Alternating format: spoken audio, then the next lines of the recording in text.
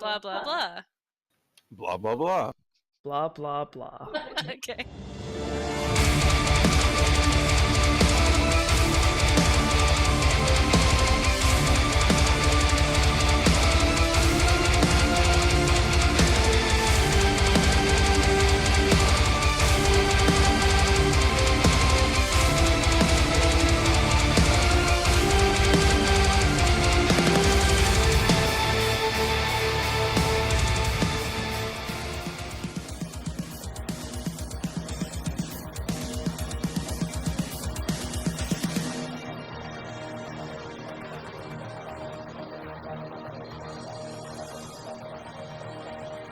Alrighty! Here we are. The day has come. It is time to interview Joe Tiberi of Mechina. Welcome, everybody. I'm Mike. Good morning. Hey. Say good morning. Well, he just woke up, duh. Oh, did you? I don't know. Not far. That's what I do that shit. When I do Alright. not work. We Alright, have you go. a total of 14 viewers right Hello, Hello, everyone. I am. Hello. I am Beyonce, or Artemis Discord. I'm Mike the Metalborn, and obviously Joe is Joe. Alrighty, so what we are doing today, we are going to be asking Joe a whole bunch of questions involving lore, involving production, and involving this thing we call life. Hope you... No, I don't What? think Why about not? life. I don't know. Get yourself a coffee. We're going to be here a while. Hopefully, maybe. I don't know. We'll see. Alright. So, this is kind of where I take. How are you, Joe? I'm good. Thank you Yeah? for asking. So we're gonna start off. We're gonna go in order of albums, guys. So let's dive right into it, because that's what we're gonna do. Peace. So technically, the first single, "The World We Lost." Technically, if you want to put them in order of story, I'm guessing. That's my own theory. Yeah, that would be true. The World We Lost was actually a prequel to Conqueror. So even though I think we did that in 2005, or I'm sorry, 2015. Yeah. I think is when The World We Lost came. We wanted to, right around that time is when we decided to kind of precursor Conqueror in a certain way. So yeah, that would be the first track of the story, technically. Technically, and it is quite a doozy.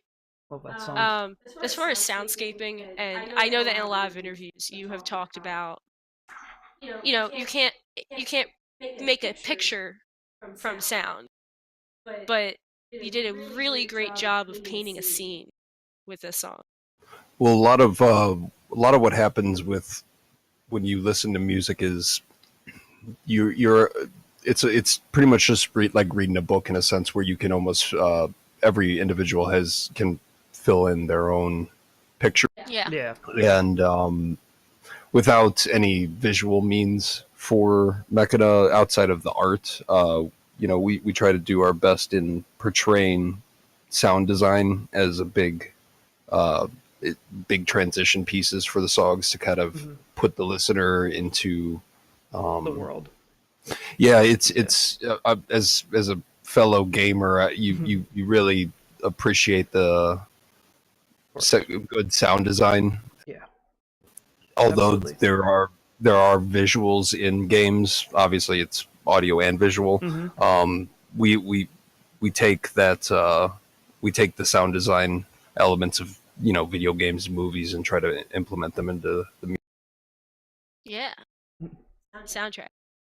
Soundscape. So we can either break down that, or we could go into Conqueror. But something that I had a question of, and it might be common knowledge, but I don't know. The UNI, is that like the United Nations? Okay, so there what was it? The UNI and IGC. So in Conqueror, the premise of Conqueror was it was so. All right, let me start kind of from the beginning in a sense. Yeah, go for it. So a precursor to even the world we lost was a way. At the time, it was 2010 through 2011 when we were writing Conqueror.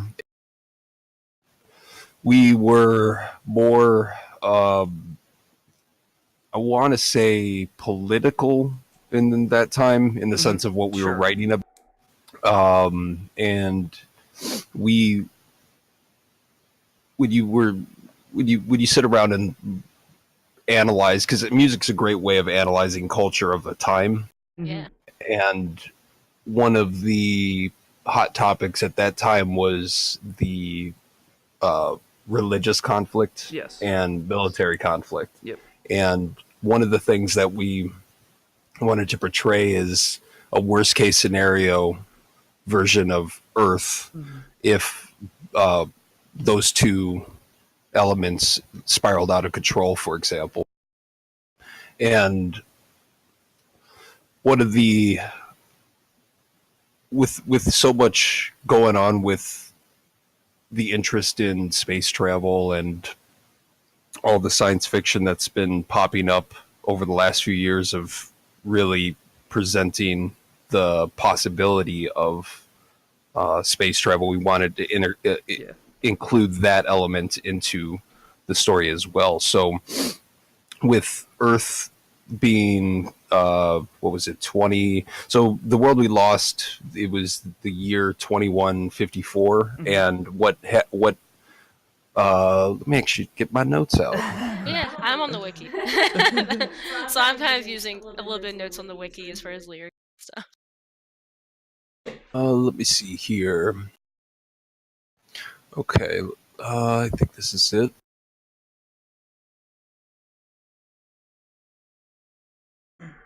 Okay, got it. So these are old writings that I had to kind of dig up off of an old hard drive. So let me see here. Oh god, we get like the ancient scripts. Oh god. The scrolls coming out. The scrolls are coming out, guys.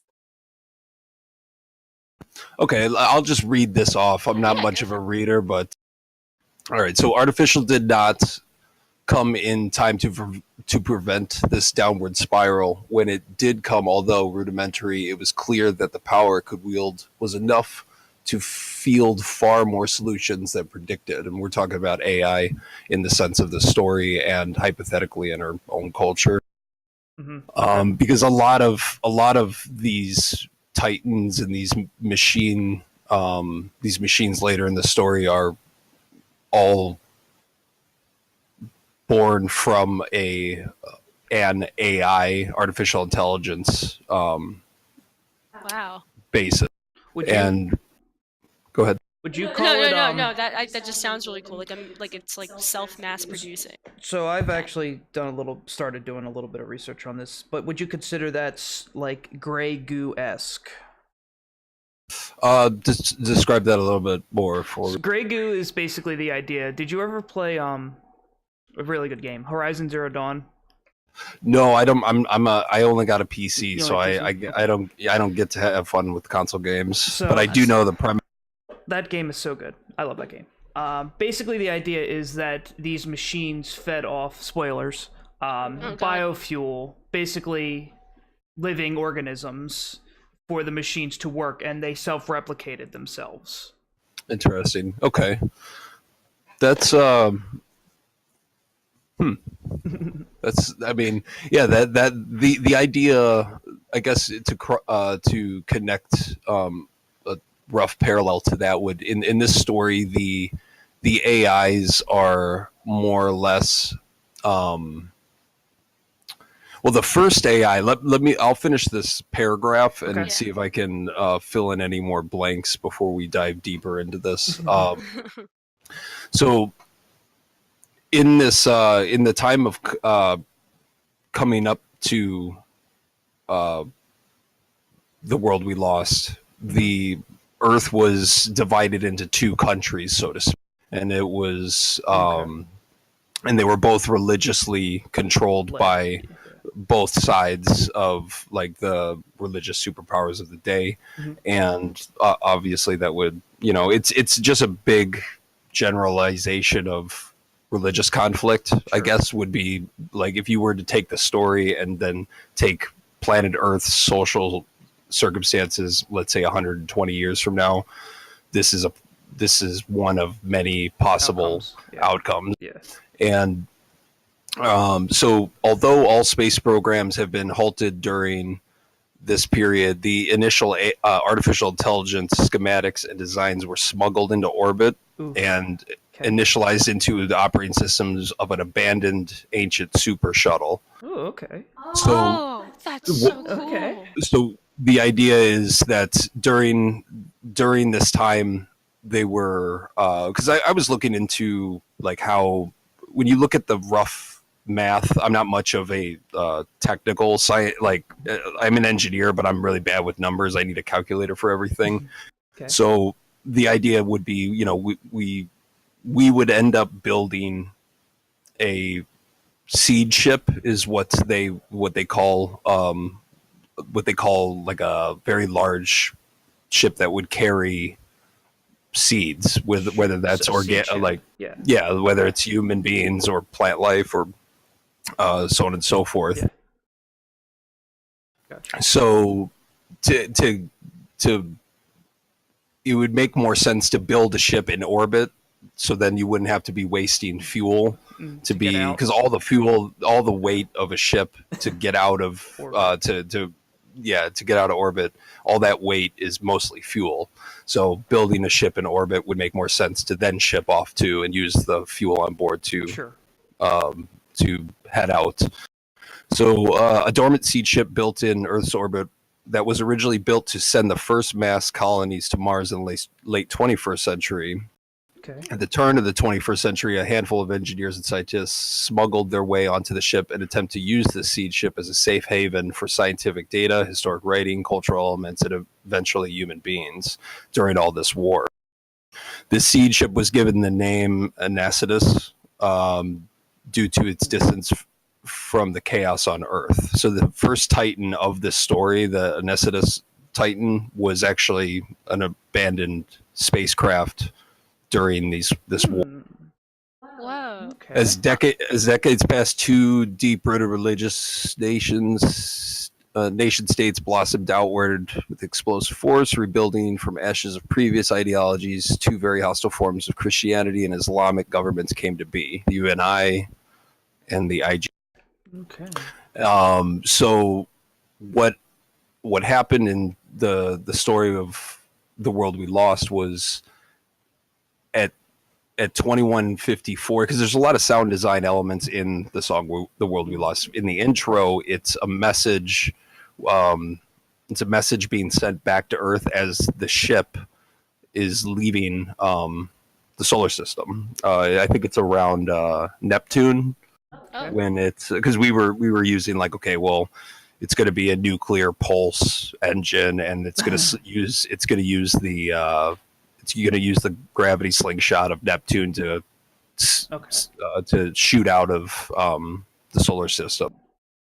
And that was the last message that was sent to Earth, and that message was from Endara, a character which comes to be presented in the beginning of Progenitor.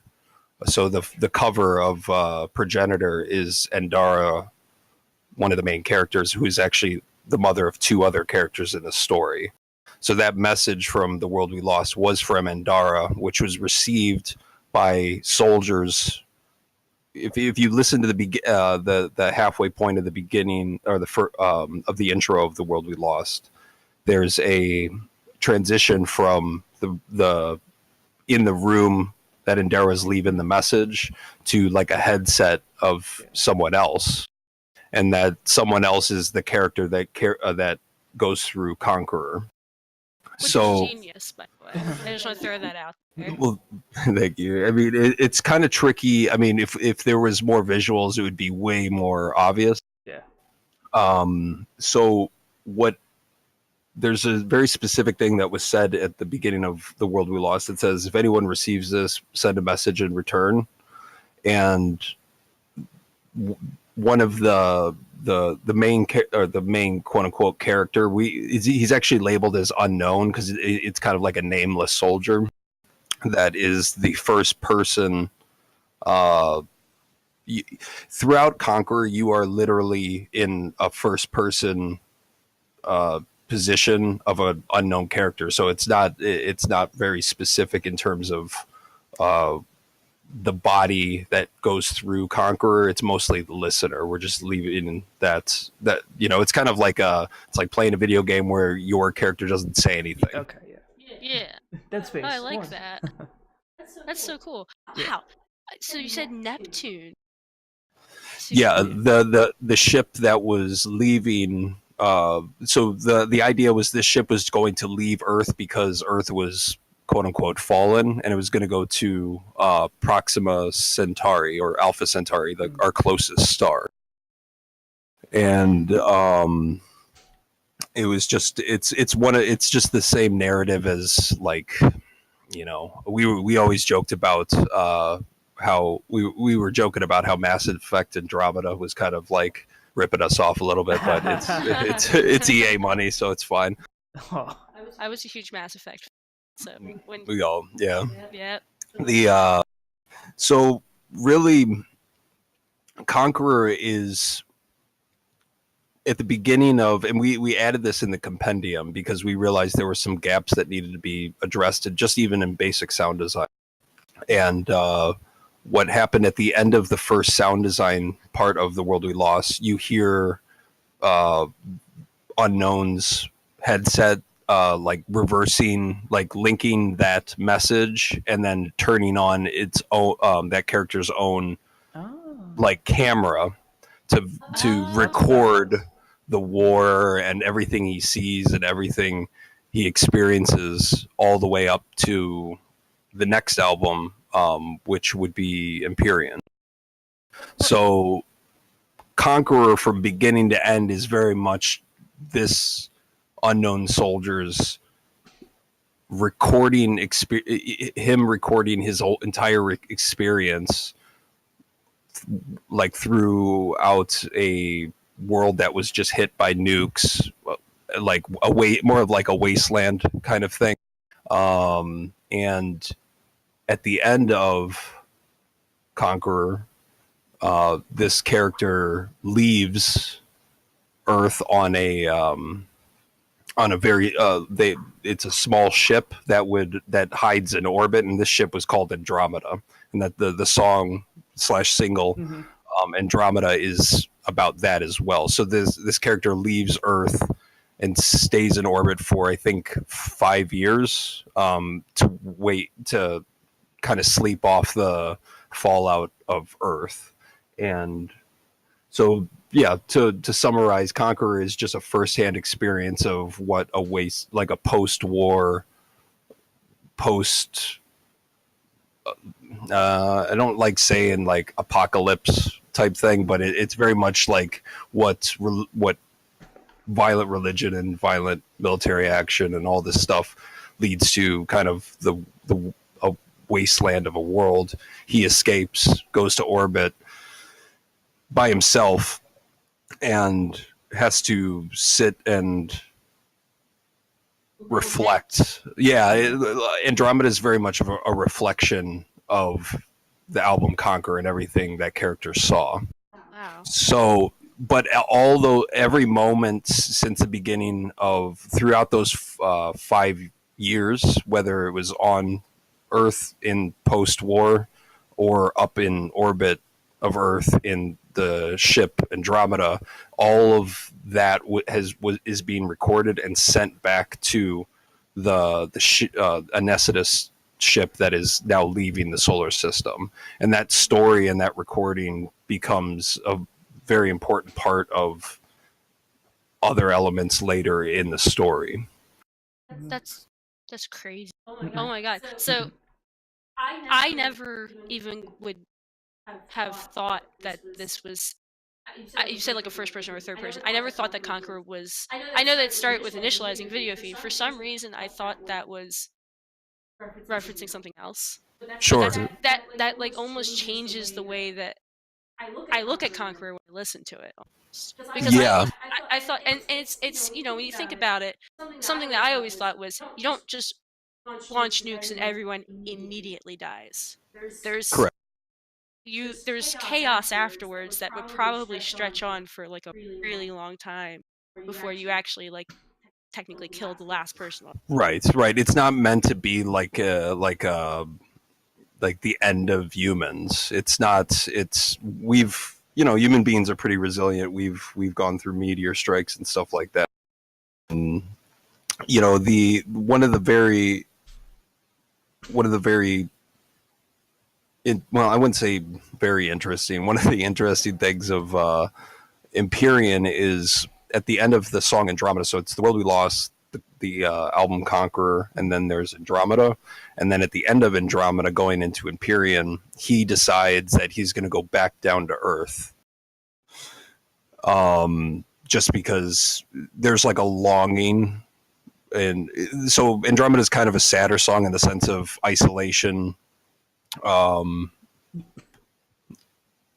reflecting on what is war, what is humans' purpose, all this stuff, personal, more personal, and it's very. I mean, it's at the end of the day, like these songs were written by us in the sense like we wanted to portray what we thought. It's an artist's voice to write songs. Mm-hmm. We're just adding all this extra baggage on top of it with this story. Yeah. So going back at the end of Andromeda, he decides to go back to Earth, and the first half of Empyrean is that character's discovering Earth in its post-nuclear state. It's it ends in, I think the last song on Earth was Catechism in the middle of Empyrean, and then after that it actually jumps 400 or 500 years into the future. So the second half of Empyrean is literally centuries later, all the way back into what would be then the colonized two planets on the cover of Xenon, mm-hmm. The two planets, those, what was Acheron and Empyrean. Planet Acheron is a small one. Empyrean is the large planet. So at the middle point of Empyrean, it jumps all the way up to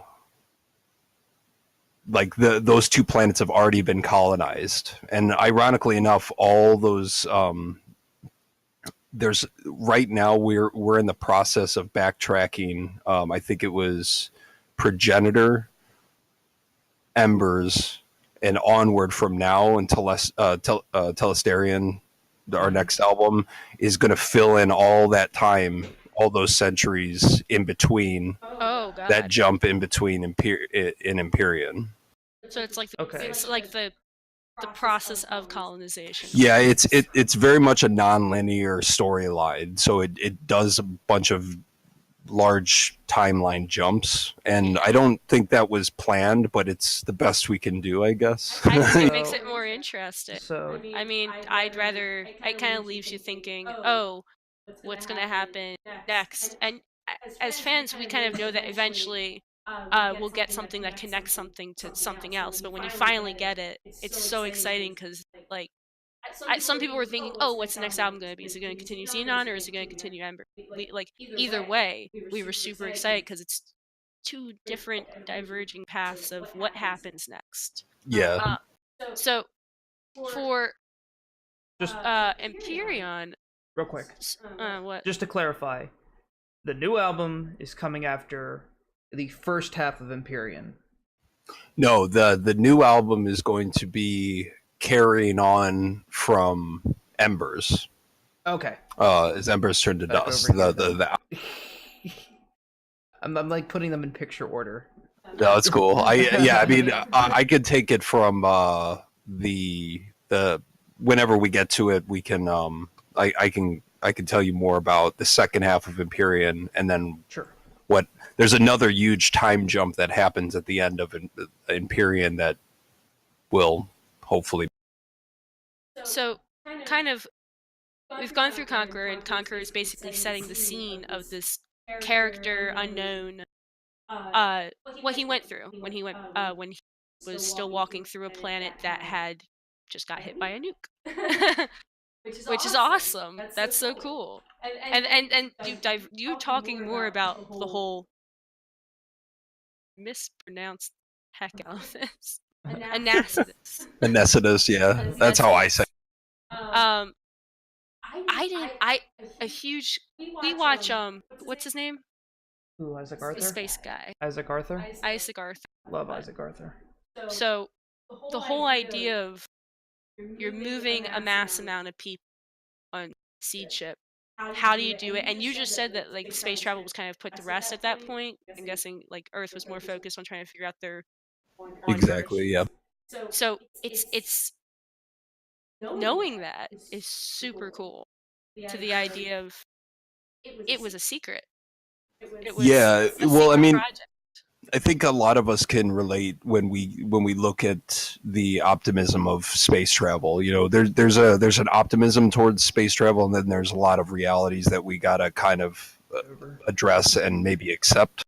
And you know, it's all we got to do is look at our own space programs to realize, like, I wish we could do more. But you know, you always hear people say, "Well, why spend money going to Mars when we have problems back at home?" And that's fair. But you know, the optimists in all of us that would, you know, I've said this forever. I'd be the first person to sign up to go somewhere else. But the idea is when a society begins to fail, like, and you know, when the economy falls, the first thing that gets hit are the arts. And there's a weird connection between science and art in the sense of where that optimism, and because it's when you hear people talk about space travel, it's almost artistic, and there's it's very grandiose in that sense. So yeah, that was our way of kind of dealing and talking about that dichotomy between, you know, terraforming other planets and that optimism of space travel, and then the realities of how primal and how backwards a lot of Earth is, and how a lot of our mindsets are kind of at odds with that type of momentum. So that's, in terms of an artistic standpoint, that's kind of where we wanted to push one of our concepts. And a lot of these, one thing about writing music is, as an artist, you end up writing lyrics and music to try to you're almost having an inner dialogue with yourself in a sense. And so a lot of these lyrics are kind of put into practice of where our minds were at the time of what we wrote. And that sounds pretty obvious, but it's, when we're talking about a concept album, I still want to make sure that it seems human and not like, hey, we're sitting around writing a storyboard and then we just add music to it. It's more or less we write. Yeah, we more or less write the music with a rough concept in mind, and then we, you know, and in the off time is when I'll sit and add all this extra detail on top of it just for fun. Yeah. Well, it makes you better appreciate your own music too. When you can dive into your own, even if no one ever heard it. We used to I wrote stories a lot back in the day that no one read, and I would sit and write detail to that story for a very long time that never made it into the story, but I knew it was there. Well, it almost helps you write the story too, because you almost need barriers to keep your head focused, because otherwise, I'm nowhere near what you would consider a professional writer, and the idea is, for people who are kind of winging it, putting yourself into making it more concrete will always help the end result a little bit. So Conqueror and Andromeda hold a lot more of like, well, so does everything else. But they kind of hold a lot more of like you guys' personality, I guess I could put it. I guess so. I mean, in Conqueror and Empyrean, I mean, everything that we said in those, I mean, especially lyrically, yeah, I would say that kind of summed it up, especially at the time. And the great thing about music is the more you write, the more you'll evolve, and the more your mindset will change, and that should reflect in your lyrics. So, yeah, gotcha. I'm looking at, I'm pulling up the lyrics right. Andromeda, just so which would be the next single, past Conqueror. Yes. So this character is unknown, and he's on a ship, Andromeda, which is a space station outside of Earth, I'm guessing. Yeah, it's a small. It would be like a small, like, quote unquote escape craft. So it's a small, maybe a few person. Maybe has enough room for a few people. It's not meant to. It's not like a ship. It's not like a seed ship or anything. He doesn't have a flat screen, but he's just chilling. He's got a toilet. That's all he needs. Yeah, right. And then he has this inner want to go back because he's curious. Humans will always be curious. He had two options. He could either stay up there or go back to Earth. He chose, I need to go back. Yeah, I mean, he was part of. I mean, one of the things about Andromeda is the reflection aspect, and he was part of the problem in a sense. He was fighting in this war that ended up killing the only planet that he knew of. Man, the guilt. So he wanted to go back and see if maybe he. And at the beginning of Empyrean, there's a lot of what would it be, like, righteous egotism of the character. The character believes that when he goes back, he's going to solve the problem. Yeah, so I was going to kind of lead into that. So you have this character who's self-reflected on his own, by himself, which can do a lot to a person for 5 years. Goes back and calls himself, I'm reading lyrics as I go, by the way, but calls himself a new god. Exactly. Is that him referring to himself? Yes. Yeah. So and are there people still on Earth when he goes back? Well, there's nothing in the album that that would allude to that, meaning he doesn't like land and then bump into. Now, if this was in a medium that was more of like a TV show or a video game or something like that, like, yeah, you would probably have that situation happen relatively quick, but we didn't present it. It was more or less him going back and feeling optimism, but then quickly realizing that there was nothing to save. Yeah, it's kind of like anyone there is dying or already dead. Yeah, just the empty planet type feeling, and this character. I mean, in the song Anathema, that chorus is a very that chorus will. So like the chorus of I'm trying to remember. Here, let me get my note. You're good. By the way, we always thought it was anathema. Yeah, anathema. Yeah, I thought it was anathema as well. I mean, I could be saying it wrong. I don't know. No, it's just the whole thing of that. Like we told you earlier, that adding to this is going to be hearing the names. A lot of these names are never even said in the song, so it's hearing come from you how you pronounce it, which was something we were kind of like, I can't wait to hear that. Yeah, watch me butcher these songs. Here, let me. What is it? Telesterion. Okay, song 2, the chorus of. Wait, is that? Yeah. It's all blurred to me. So yeah, Asterion's chorus is that I am your new god, or that god reference, and then so you take that and then go to the chorus of anathema, and those are the two polar opposites of that egotism and then that helplessness. Yeah.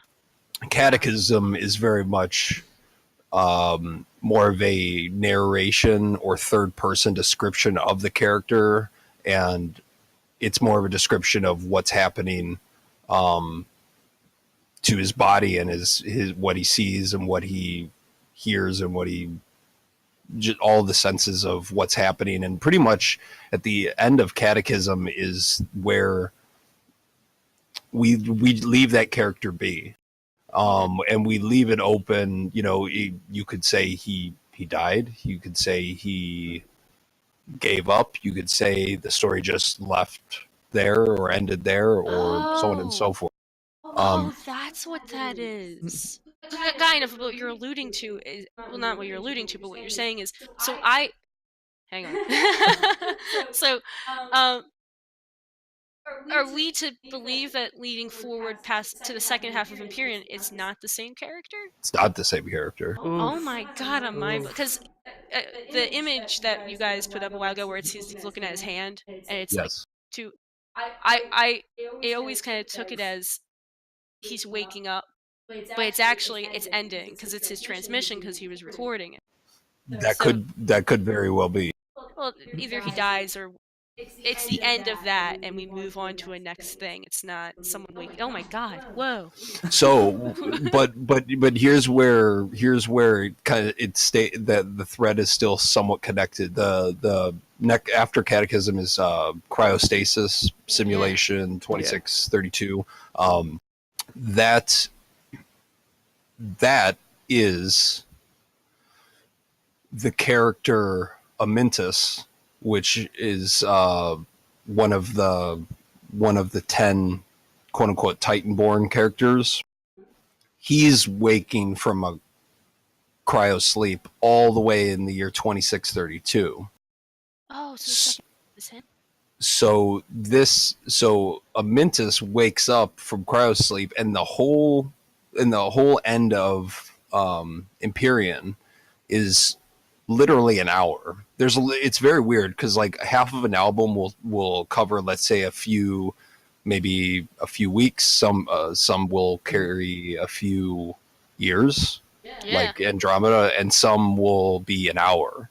And in terms of like what would it be like character timelines, like if you were that character, pretty much cryostasis song 7 all the way up to Terminus, which is song 11, is like an hour.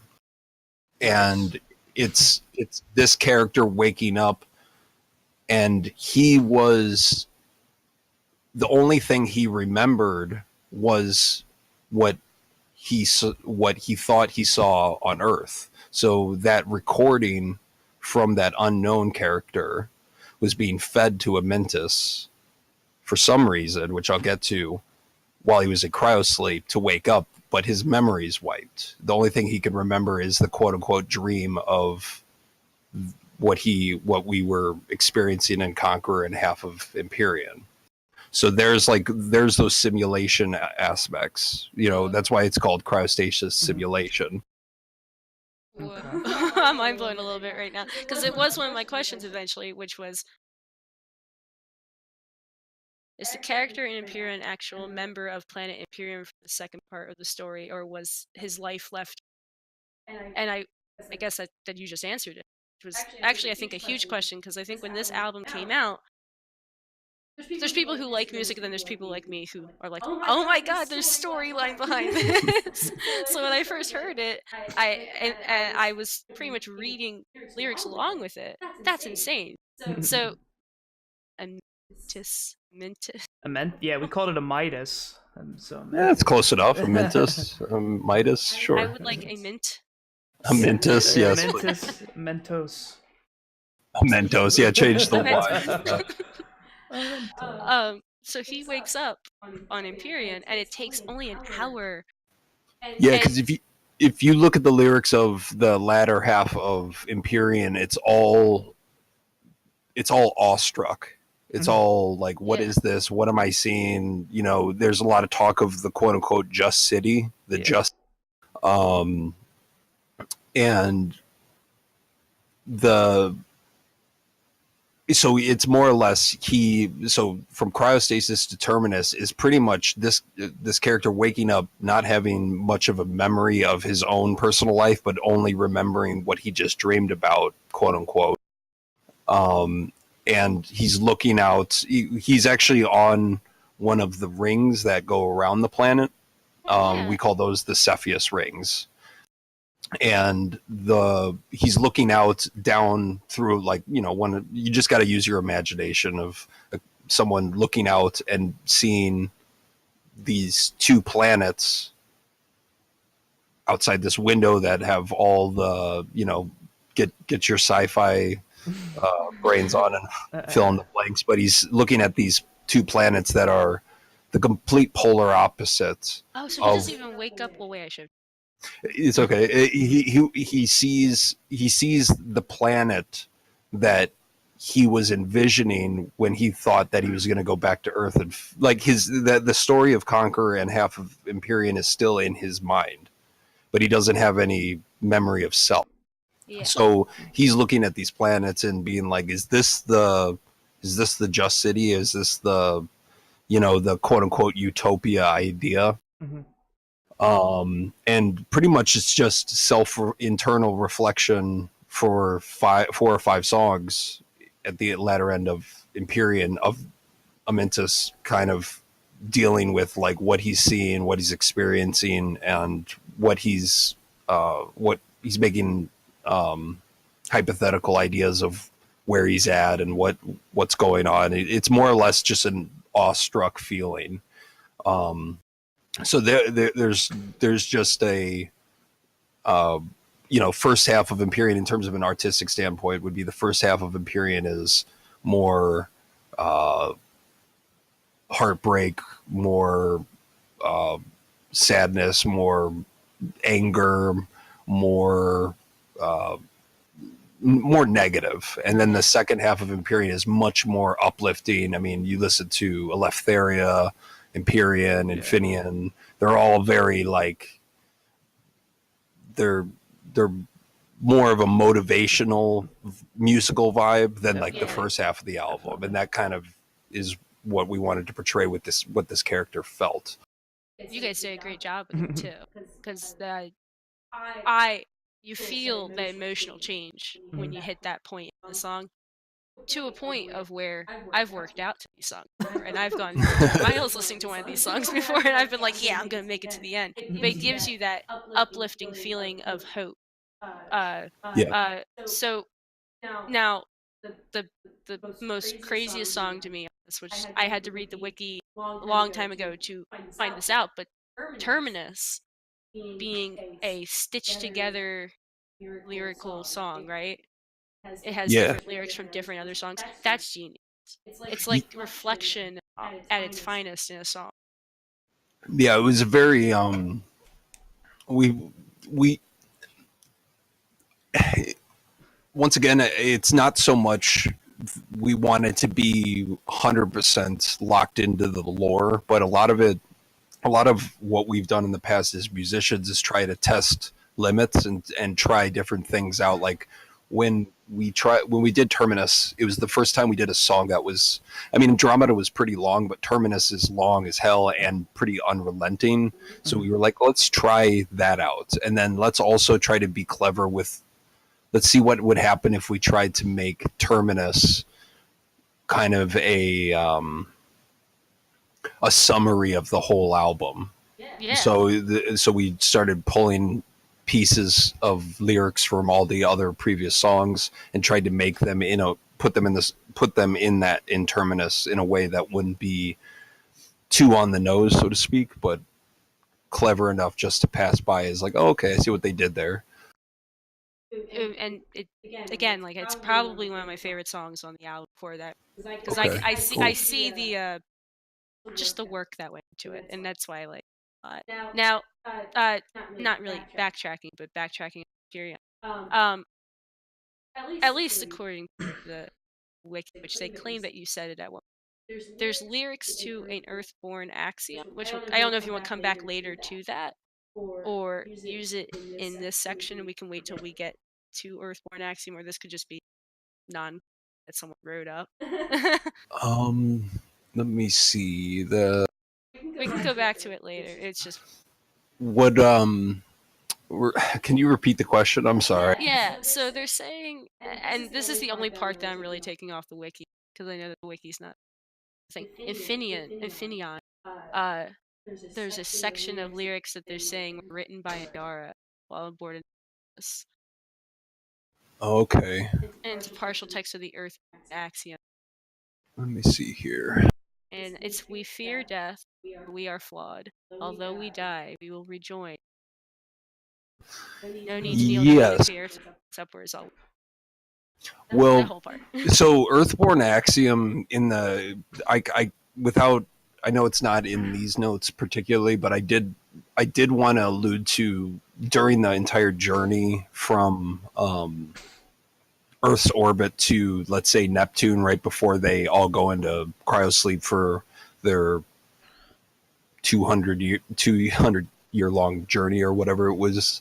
And Dara was writing, and a lot of these stories of because there's something that happens in Progenitor, because so let me put it this way: the beginning of Progenitor is literally Andara waking up 200 years later after the long travel period to Alpha Centauri.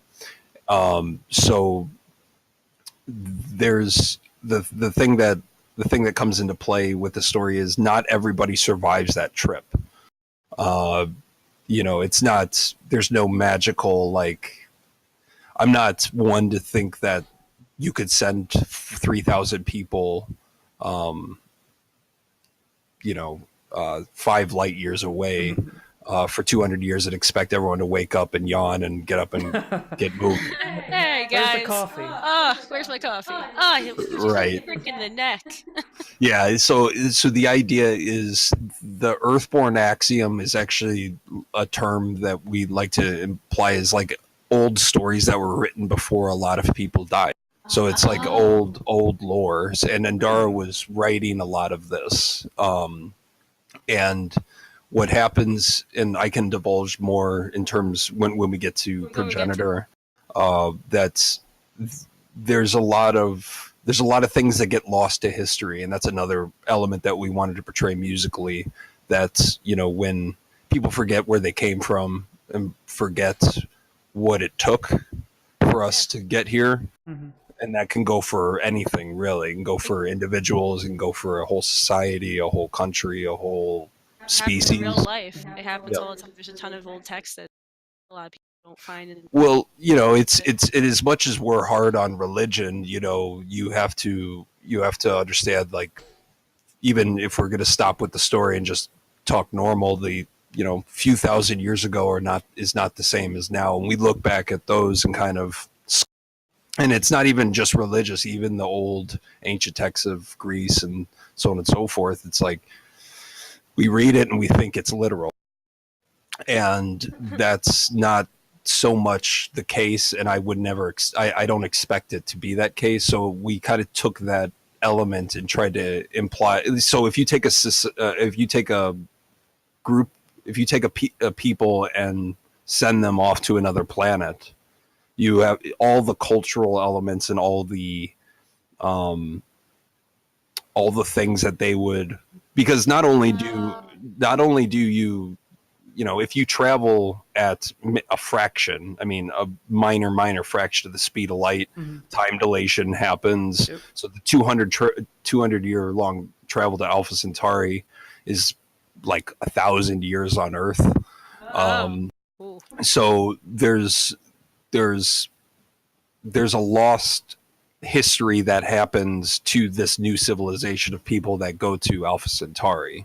And that is exactly what ends up becoming a dividing force to that group of people on Acheron and Empyrean in the future. A lot of this is like thinking about, okay, well, let's do a mind experiment of what could happen to to human beings if they were to, let's say, colonize literally another star system. You know, what would come with that? What would they forget? What would they remember? What would they save? What kind of traits would they continue with? What would they what are their thoughts? Like, what would they save from Earth, for example? What languages they would carry on? What kind of cultural elements? And that's where we start filling in the gaps of, you know, what we wanted to. There's always going to be a conflict till the end of time between people in one way, shape, or form, and we wanted to take the element of whether it's going to be humans. So there's like I'll get there. Sorry. So I guess backtracking one more step. And then you're bringing up, there's something I really appreciate. You said it in one, you alluded to this in one interview. Now hearing you talking, you really do. You care about the practicality to a sense. I mean, sci-fi. It's the most that you could do with practicality, but you care about the practicality of human nature a lot in this stuff. At least it sounds good. This isn't probably in the story, but I kind of wanted to know what you think would happen. Well, maybe it is. Were there already people on Anacidus, or did they just suddenly move? The so how you think that would work, or if you did write about it? Well, the idea is going. So of course, it would start off with a small amount of people, and then to maybe. In my mind, I would think, since it's not actually in any of the songs, because that's all like the story starts with that ship already about to leave. Yeah. For good. How'd they get there? What happened? Well, how did we get here? You know what? I think that's a lot of. I mean, what would happen if society collapsed and war was abundant on Earth? How would people, like? Would there be a black market? Would there be people? Would there be like a diaspora of people trying to get up to that ship? Would it be locked off by? Would people not be allowed in, or would people have to be vetted? You know, that's for other people to kind of enter. Yeah, it's because I mean, we just kind of said there's people on the ship, and we're off. So it's not, we didn't really allude to like how all these people got on board and what, I mean, that we're talking, I mean, yeah, that would be awesome to delve into, but I just leave that open right now. That's an open thought. That wasn't anything that was decided. Okay, cool. I'm okay with that. I was just really curious if it was anything that, because it was something that we had talked about when we were talking. We watched an Isaac Arthur film. The one thing he dwells on is how do you move how do you get a bunch of people to move? But yeah, it's a well, I mean, we're gonna try. I mean, we can see it right now. Is I think maybe in our lifetime we might see that situation. Oh yeah, I hope. Try to. And so there's a lot of people thinking about like, well, what happens when you? I mean, and we went as far as to find out like, okay, is it even, because like the space shuttle that we all know. I don't know the exact name of the shuttle, but it looks like an airplane. It's just big.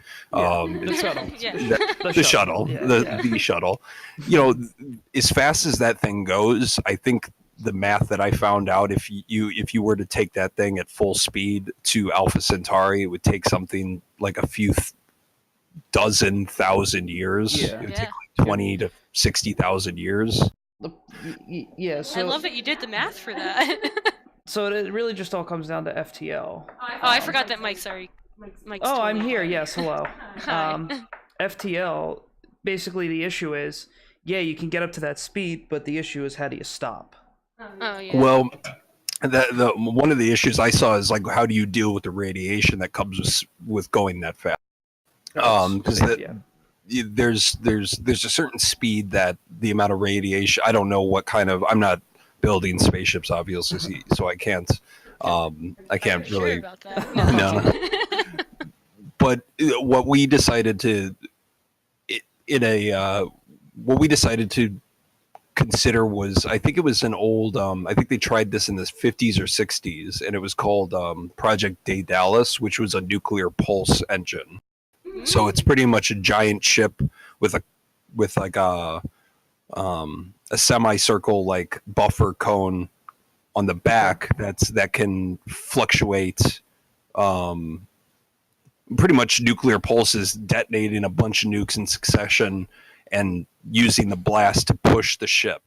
Whoa. And they tested this out, and they were like, it does work, but it's dangerous. Why are we going to drop 20 nukes to in the atmosphere to send a ship off? So it was abandoned. But in keeping with the story of how many nukes were used with what happened in Conqueror, the nukes that landed across the planet in that war, we just said, well, the speed that you can get up to with a nuclear pulse engine was like 1% or 2% or something like that, the speed of light, and that was enough to get to Alpha Centauri in a few hundred years.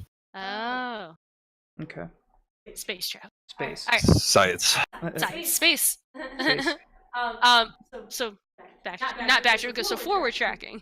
Going back to what we were talking about. So we finish with Terminus, and then we enter Cepheus. We do this huge recap of a song, and then you get to sing.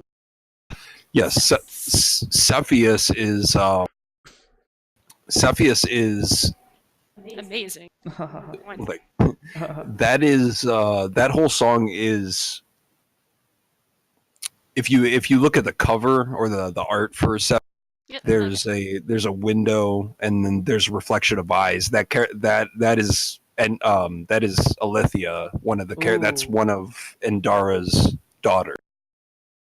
So Endara, the girl that's on the cover of Progenitor, her daughters, she had twin daughters. Daughters were Alethea, and one was Enyo. And the eyes in the picture, in the reflection of the window in Cepheus, was Alethea. And Cepheus was both first person and narration of the first meeting of Alethea and Amyntas. But Amyntas, once again, has no memory of where he came from, who he is, blah, blah, blah. So there's a lot of confusion in that song in terms of what the lyrics are saying, in the personal confusion.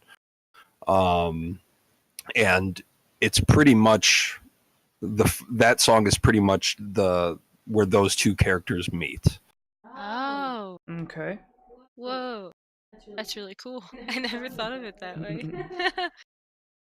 So it's their not timelines, but their paths meet each other. Yeah, and it's more or less Alethea is. Does Alethea have her memory? Yes, she does. At this point, she does. Okay. The idea is that Alethea knows that Amyntas is now waking up from cryosleep. This will come into play later in which album is Xenon? This will make more sense after Acheron, the album Acheron. So most of the album Xenon is Alethea bringing Amyntas down to Empyrean, the planet. If you look at, so I got notes here, kind of summarizing in a sentence of like the rough description of each song. The Xenon is kind of carry this. The first song of the album Xenon, which is titled Xenon, is kind of a recap of Cepheus. Alethea, the track 2, is where Alethea takes Amyntas from the Cepheus ring down to the planet Empyrean, and he starts to the first half of Xenon is once again a lot of awestruck vibes where this character is looking he's not looking down on a planet, he's actually on the planet looking around at these massive cities that were it's that just city thing where we all consider like, oh, the perfect, it goes back to describing what or trying to define what the just city is. And this character's Aminta's first person analysis of this new planet that he's on and being kind of taken aback from it. And right around the middle of the album Xenon, right around Tartarus and Fate, is when he realizes that. Well, let me backtrack a little bit. The song Terea, track 4, I think. Yeah. Yep. He's in the city of which city was it? Hydrus. He was. I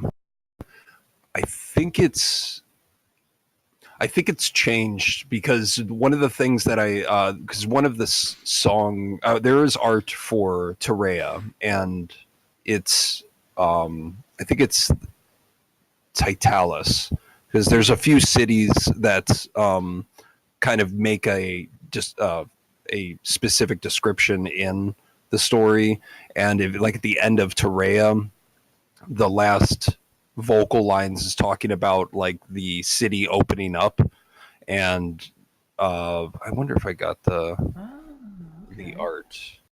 So like he's in a city that seems to be enclosed and there's no sky, and then in the morning the city opens up, like it lifts in half. And if you look at the art, it gives it a pretty good. I'm getting it. Mike's pulling it up, throw it up there for people to see. And I think you labeled that the teeth of Area. Yeah. Yep. Yeah. Yep. That was a cool picture. Sure. God damn it. So when he sees this, when the city opens up, is the first time that he actually sees the smaller planet, which is Acheron, and the bridge that links those two bridges, or I'm sorry, the bridge that links the two Cepheus rings but around both planets. The idea is, quick side note, is those rings that are wrapped around both planets, they're using the orbital force of the smaller planet to power the larger planet, like a crank. If you think about loops, pretty much it's a very shrewd and basic description to imply that Empyrean took advantage of the smaller planet Acheron, which comes to play in the future story. Yeah. So we have. Okay. Pull up. I kind of see that now. Oh, there's the picture. Just threw it up on the screen. There's the teeth of Teria, and that's an awesome picture. Yeah. Now the whole idea of a city lifting off like an inverted city. So in. I'm sorry. It's good. So in to the beginning of Teria is him literally being like, "Whoa, there's a city above me. What the heck is this?" In a sense, yeah. I mean, the first. I don't want to. I could sit and read all the lyrics. I mean, it's funny because a lot of the lines in, there's some lines in these songs that could be sit and one line just opens up a whole can of worms in terms of describing a lot. That this podcast will be like 12 hours long if we. So to be relatively summary in that sense, Xenon, the first half of Xenon is Aminta's character digesting this city, this planet as a whole, because it's the polar opposite of what he saw on Earth with that quote unquote dream. Yeah. So it's just a lot of descriptions of future cities and what it's starting to, in the middle half of Xenon is when he starts to realize that there's a difference in we allude to which one was it?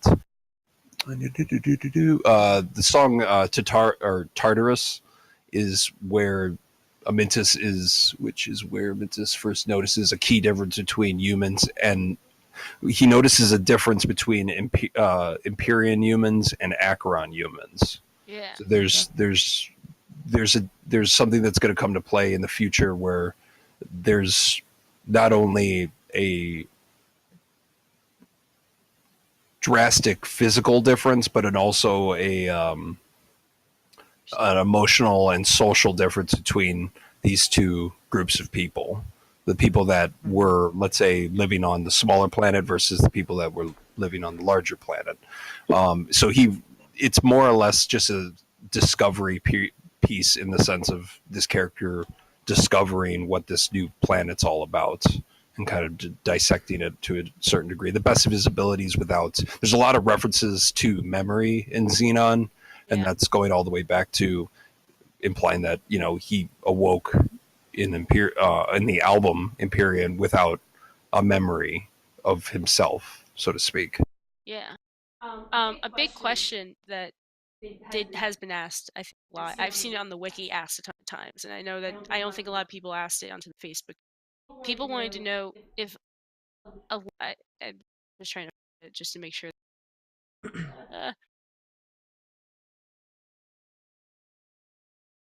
Oh, never mind. That's a different question. Sorry, never mind. That's okay. So we get through the first part of the album. It's Alithia takes him to this planet.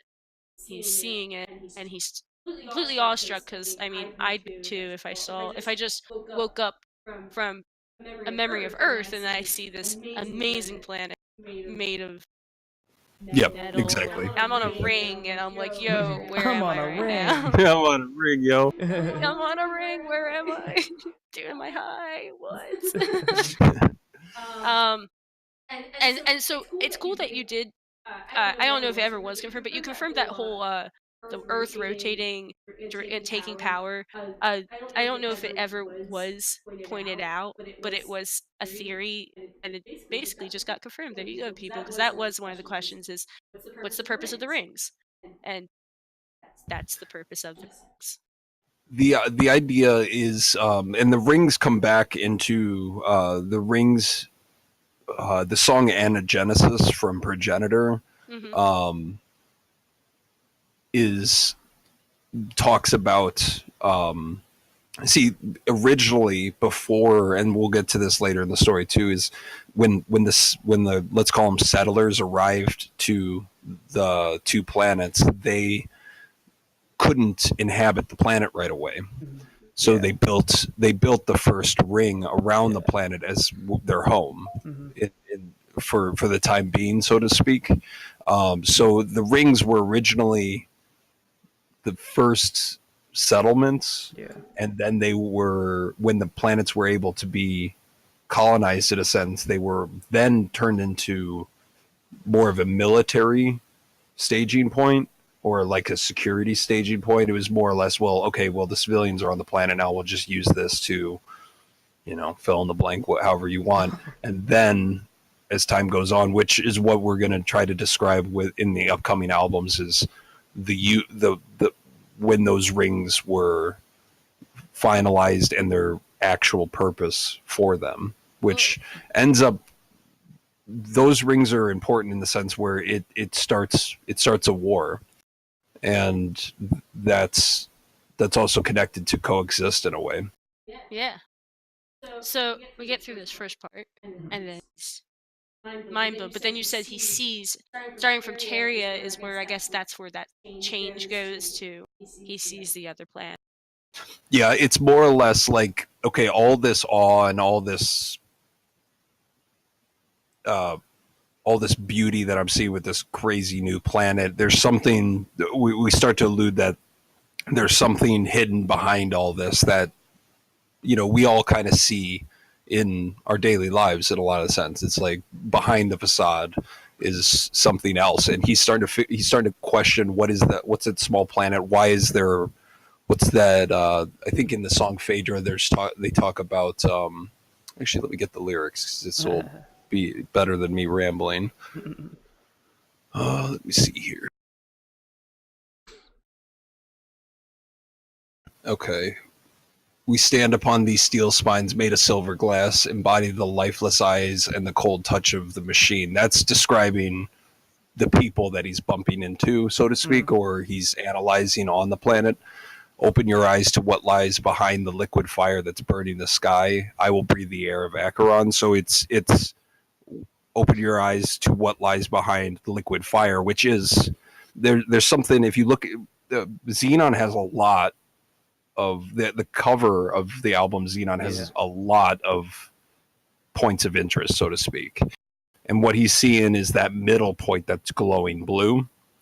And he starts to, I guess you would call it spider senses. He's like, oh, something's odd here. It's intuition.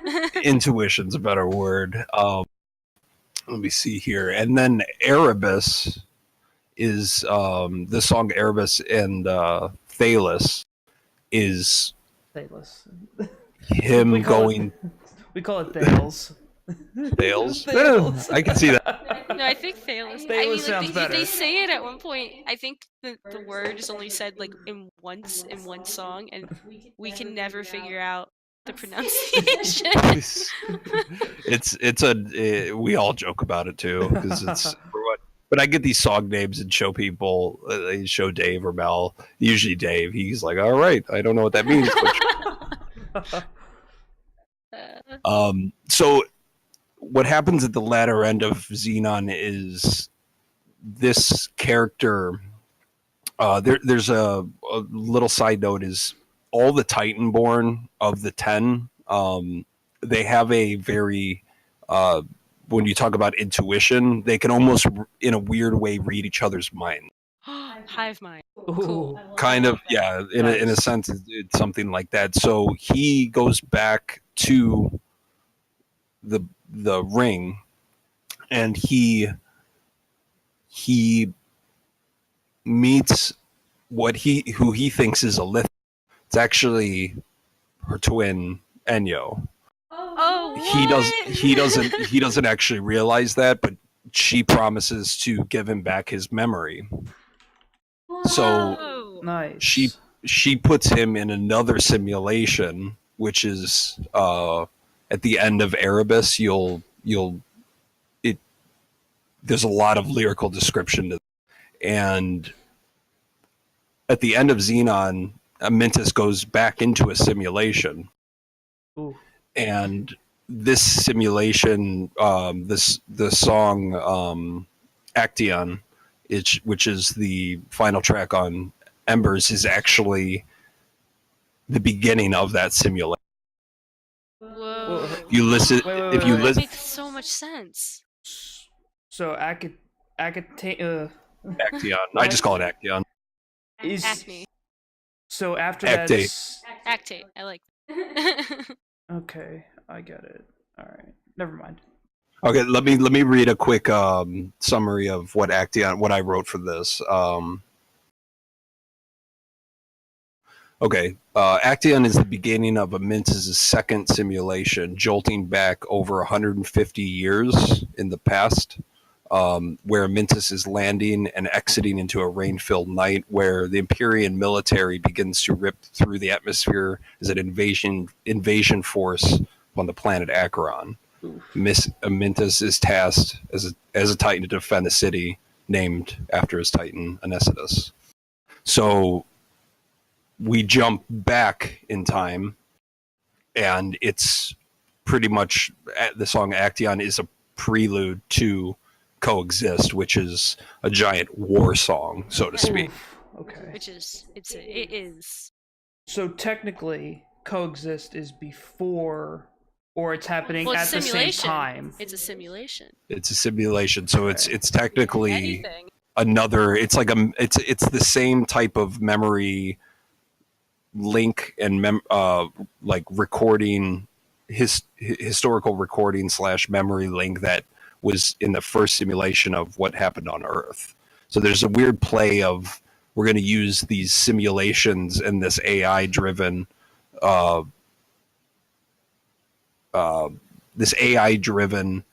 simulation to repair and teach.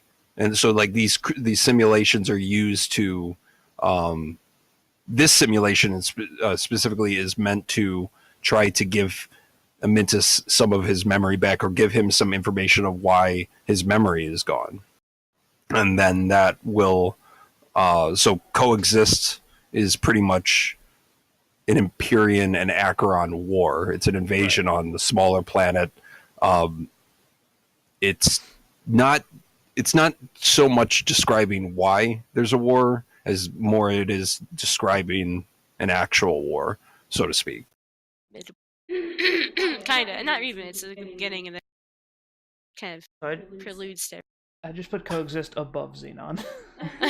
Just put it right there. Yeah, not in You were going, like you said, it's not linear. You can't put them in order like that. You gotta like tree branch that off. So, well, the first mind blown to that is that confirmed that. So, a lot of fans are caught on to the whole ending of Xenon. It doesn't sound like you can trust Alethea. It's all over a lot of the comments when you talk about that album. And you definitely very well alluded to it if people picked it up, but now you just confirmed it, but you very well alluded to it because people were picking that up and they were like, this doesn't seem right. Exactly. And a lot of that was made possible by just how we I think it was like there's a line, this deceit in the air, I could tell by the sound. There's a lot of lyrical descriptions of hesitation, mistrust. Yeah. And that seems a little odd when a few songs before it was more or less the opposite. Yeah, it was all hope and then it's like, oh, whoa, something's wait off. a minute. Yeah. So jump to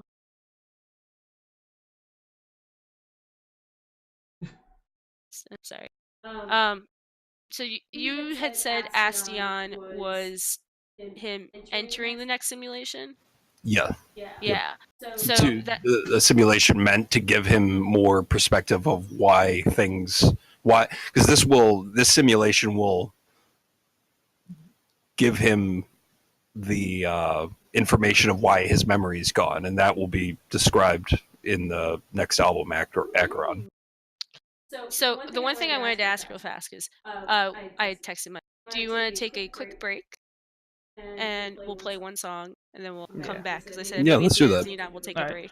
Pee break, everybody. So Mike's pee break. So Mike's gonna mute himself, and he's gonna play you guys a song. What song? Anyway, post in the comments. Probably do.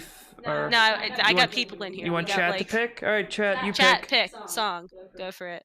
You got 10 viewers right here. I'll be back in a few. You're good. Chat, pick a song. Any song. Before I pee my pants, chat. Everyone's like, crap, we don't actually have accounts, we're just watching. Yeah, right? They're like, oh, it's just on. Memory pro perception. That's not long enough. But that's not. We haven't. Play something off of Xenon since we're we haven't got that Acheron yet. I was gonna do Phaedra. That's a terrible choice. Why? No, not you. I'm talking about this person. Let's play. Genesis, Anathema. You know what? Play Zoticus. That's the favorite. Zoticus? That's the one that everyone. Everyone wanted on Xenon. We didn't. Okay. No, wait, just play Zoticus. We're gonna play Zoticus. And then throw up your. We'll be right back. We will be right back. I'm gonna go pee. You all picked terrible things. I'm muting my. Oh, Jesus Christ! Don't leave chat. Those are bad choices, people.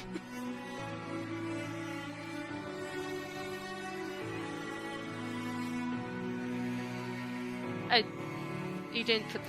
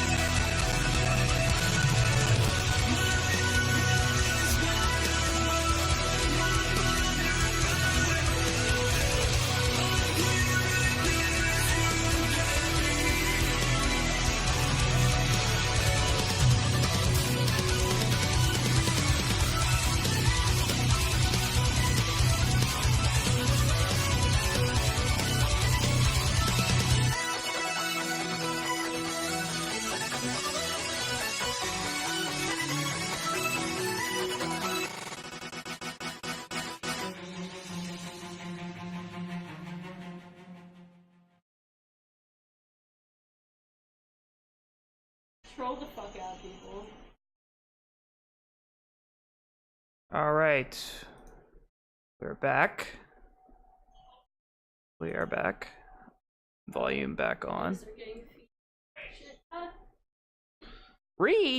Hello, everyone. So, All right. how is this going for everybody so far?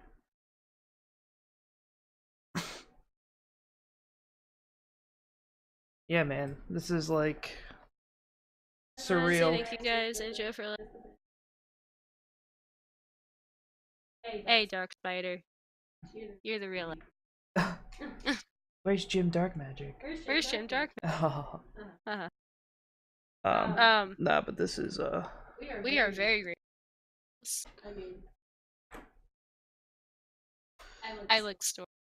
I like story. This is story time. How many people we got? We got 10. Yeah, What We Lost is the longest song. I mean, I'm pretty sure I could cook tired dinner time of the world. I'm confident. I mean, 20 if minutes? you put me on Iron Chef or Top Chef or something like that, and you have to lead in the song because of meal. Increase your or decrease your mic sensitivity. Again. You keep cutting in and out, so you want to go left. No, right. No, wrong. Now I'm not gonna hear you. Can you hear me? No, I can't at all. Can you hear me? Yeah. Okay. I know you were cutting out a little bit here and there. There we go. Blah blah blah. Blah blah blah. All music has given me inspiration for up-tapping tattoos. Yeah, man, I want the kind of tattoos, but tattoos are expensive. I have sea creature themed tattoos. Oh god, are you gonna show your leg off? No, I'm not showing off my leg. I sit like a girl, which is with my knee up because it's comfortable. Hello. Hey, welcome back. Hello. We were just reading chat comments and interacting. Alrighty, shall we? I just want to let you know. Dark Spider says, "I want to thank you so much, you guys and Joe, for allowing us, the fans, to know and understand the music, which I love and listen to every day." So, thank you, Dark Spider. Thank you, Dark Spider. Yeah. So I'd give him a little shout out.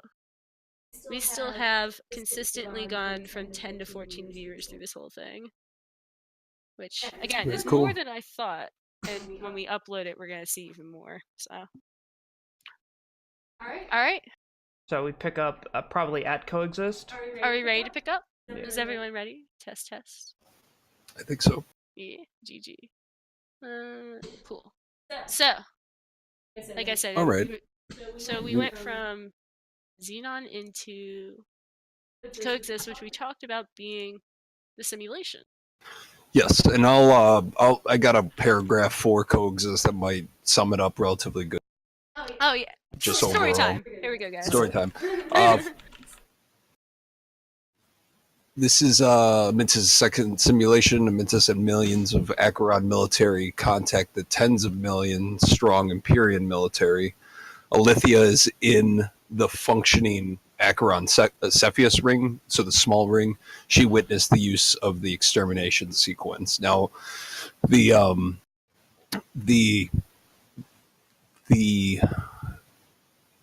voiceover work in Coexist is the female voiceover work is Alithia speaking. Okay. And at the end, when she's saying, "Is anyone out there? I'm sorry. It's after the extermination sequence is one of it's a weapon that, in theory, so this is more of a sci-fi theory in terms of what the extermination sequence is, and it would be an atmospheric machine that literally decompresses the air upward into the sky and then lets it go so it falls back to the surface. Whoa. So it's like a non-nuclear super weapon, which is why the beginning of Acheron, the song Proprioception, is another like wasteland sounding song. It's post-battle, and going into Acheron, that proprioception is still first person, of Amintus, but in the simulation, once again,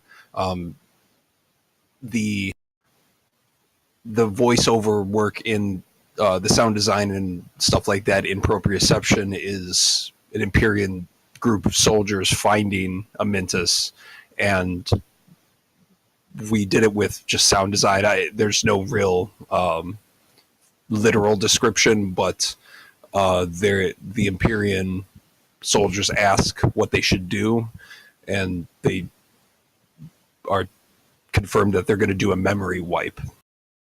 So what they do is, it sounds, if you listen to the sound design and proprioception, it sounds like they're ripping wires out of the sky. And that is from there is the beginning of where Amintus lost his memory. Okay. That lost memory thing, really, you got to hold on to that for a few more songs for it to go full, like a full. Okay. Go ahead.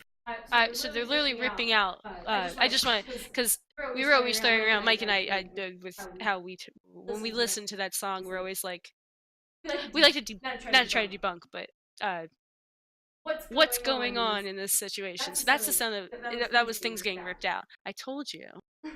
I just wanted to put that. I told you. So. Oh. Okay. Continue. It's all good. The Earthborn Axiom and Vanquisher are more third person narration, just kind of describing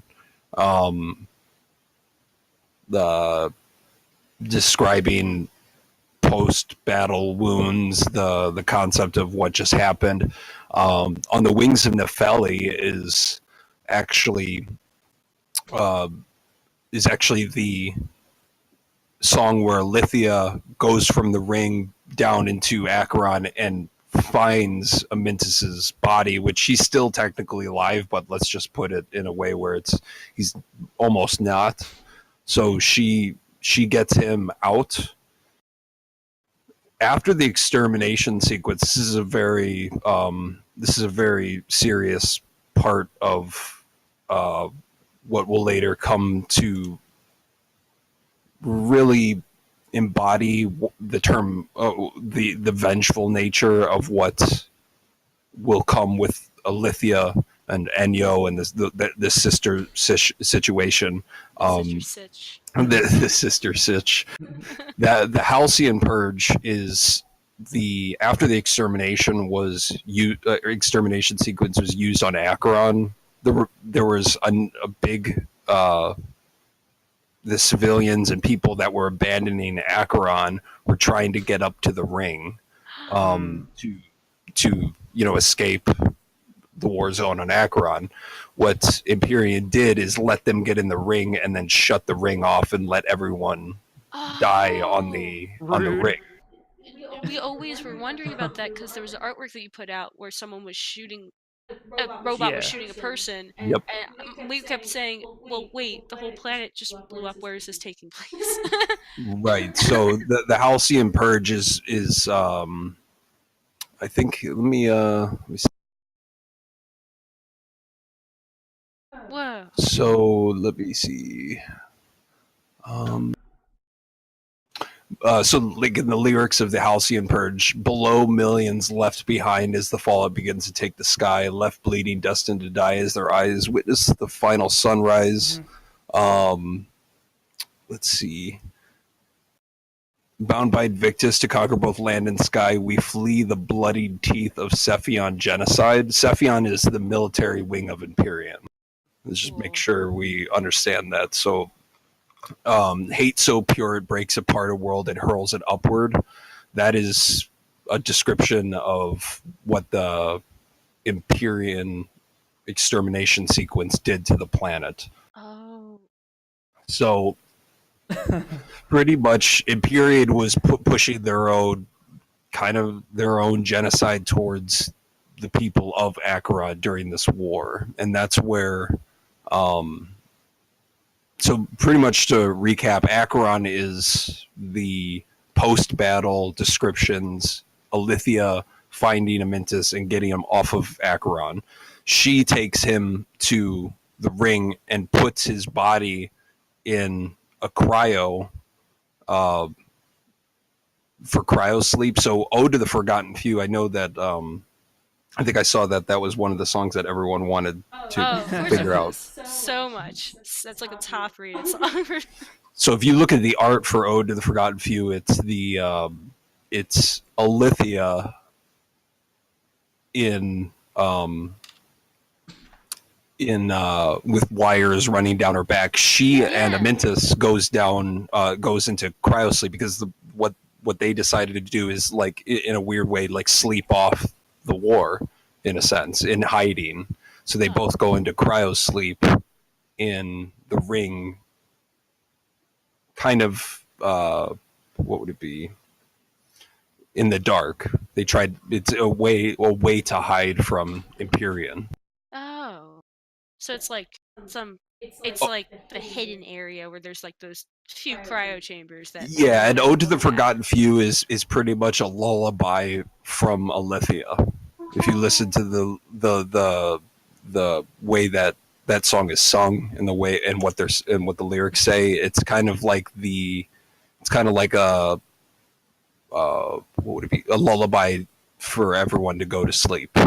It's a okay. so it's kind of a sad, introspective, Your good children this song. kind of. It's a weird, like, she sang this before everyone went into cryosleep. And, it's kind of funny because if you're going to talk about past human lore, all of our lullabies and nursery rhymes are pretty fucked up. So Totally. Yeah. They're always rooted in something really dangerous. So this is the creme de la creme of, hey, good night, man. But sorry. So where does is Letheon Waves kind of also with that? Yeah, Lithium Waves is more of a transitional track because there's no lyrics in that song. It's more of a musical piece to kind of go into it with, emphasize what it's kind of the end result of, because the first 4 or 5 songs of Acheron are very hostile. They're heavy. They're very Wings and Nepheli is a little bit more uplifting, but it's more or less, we wanted that uplifting sound because it was on the Nepheli is Alithia's. That's the name of Alithia's ship. Which is cool that you went into like that kind of detail of that. Yeah, it's that Nepheli is Alithia's the name of her ship, and so on the Wings of Nepheli is very much just the description of, it's more of like an adventure-esque kind of vibe, like a what you would hear when flying around looking for. It's not super uplifting. It's got some sad vibes in there, especially in the bridge. But the first half of Acheron very much is just going all the way up to Ode to the Forgotten Few. So a question referring back to the Wings of Nepheli. I'm making sure it's in this song. Apheon is a Titan? Yeah. Okay, for character and robot description of this is who people are, we can confirm Apheon is a Titan.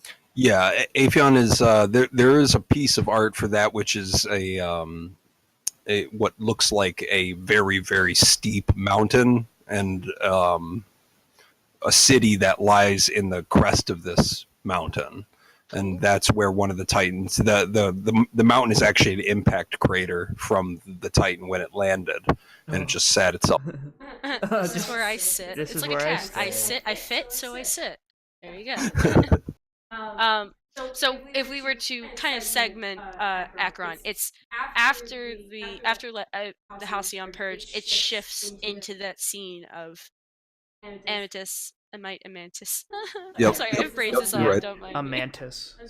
Amantis, yeah. Amidas and Alithia going into this sleep. He gets sung a lullaby, and they're hiding in the dark, away from everything that's happening. So wow, they're on the ring while that mass genocide's going on. Or am I thinking of a different ring? No, that's correct. That's correct. They just in a weird way were spared, or were never or they hid, or and that's even more fucked up. Hey, don't ignore all the noise you're hearing, but I'm singing us a lullaby. We're gonna go to sleep and ignore it all, and Right. good Right. night. Wow. Okay. And after they fall asleep, this entire thing suddenly takes a different turn. Well, not even a different turn. You kind of is the Hyperion training kind of just a recap, also kind of like how the end of Empyrean is. Kind of Let an me ode to let me check the lyrics real quick because I need to. This is where things got a little. yeah.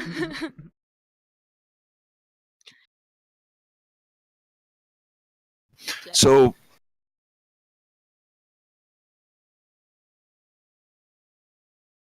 yeah, I think it is.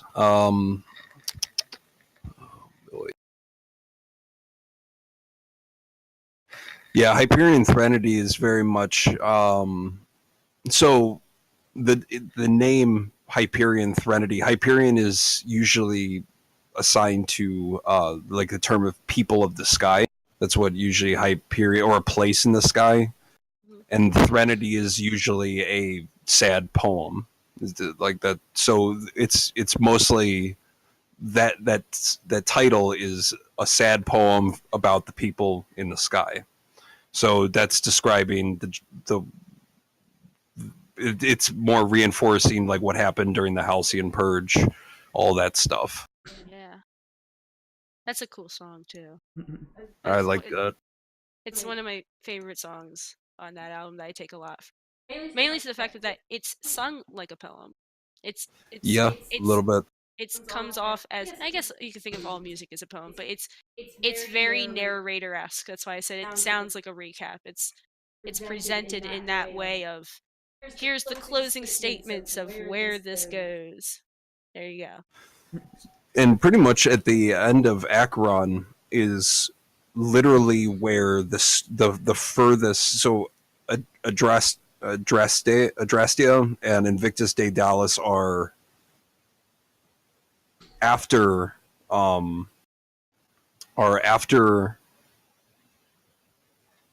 Amyntas wakes up from that second simulation.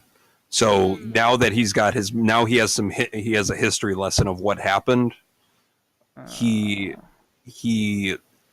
is now being Adrastea and Invictus Daedalus, and the future must be met is pretty much the end of where we left off in terms of the furthest. It goes all the way back to 20. What was it? What year was it? 2632. So it goes back to where they left off at the end of at the end of Xenon. Yeah. And people have always asked, like, that was another fan question. People have always asked, what is happening in Invictus Daedalus? Because you suddenly jump to this. You just suddenly jump into this thing. Yeah. It's more or less it. The problem was there was no obvious sound design to do that transition, which it probably could have used some sound design now that I think about it, but it is. Invictus Daedalus is very much a reaffirmation of what he discovered in that simulation. So he's got a. So you have to ask, why did Enyo / Alithia, whoever he bumped into at the end of Xenon, give him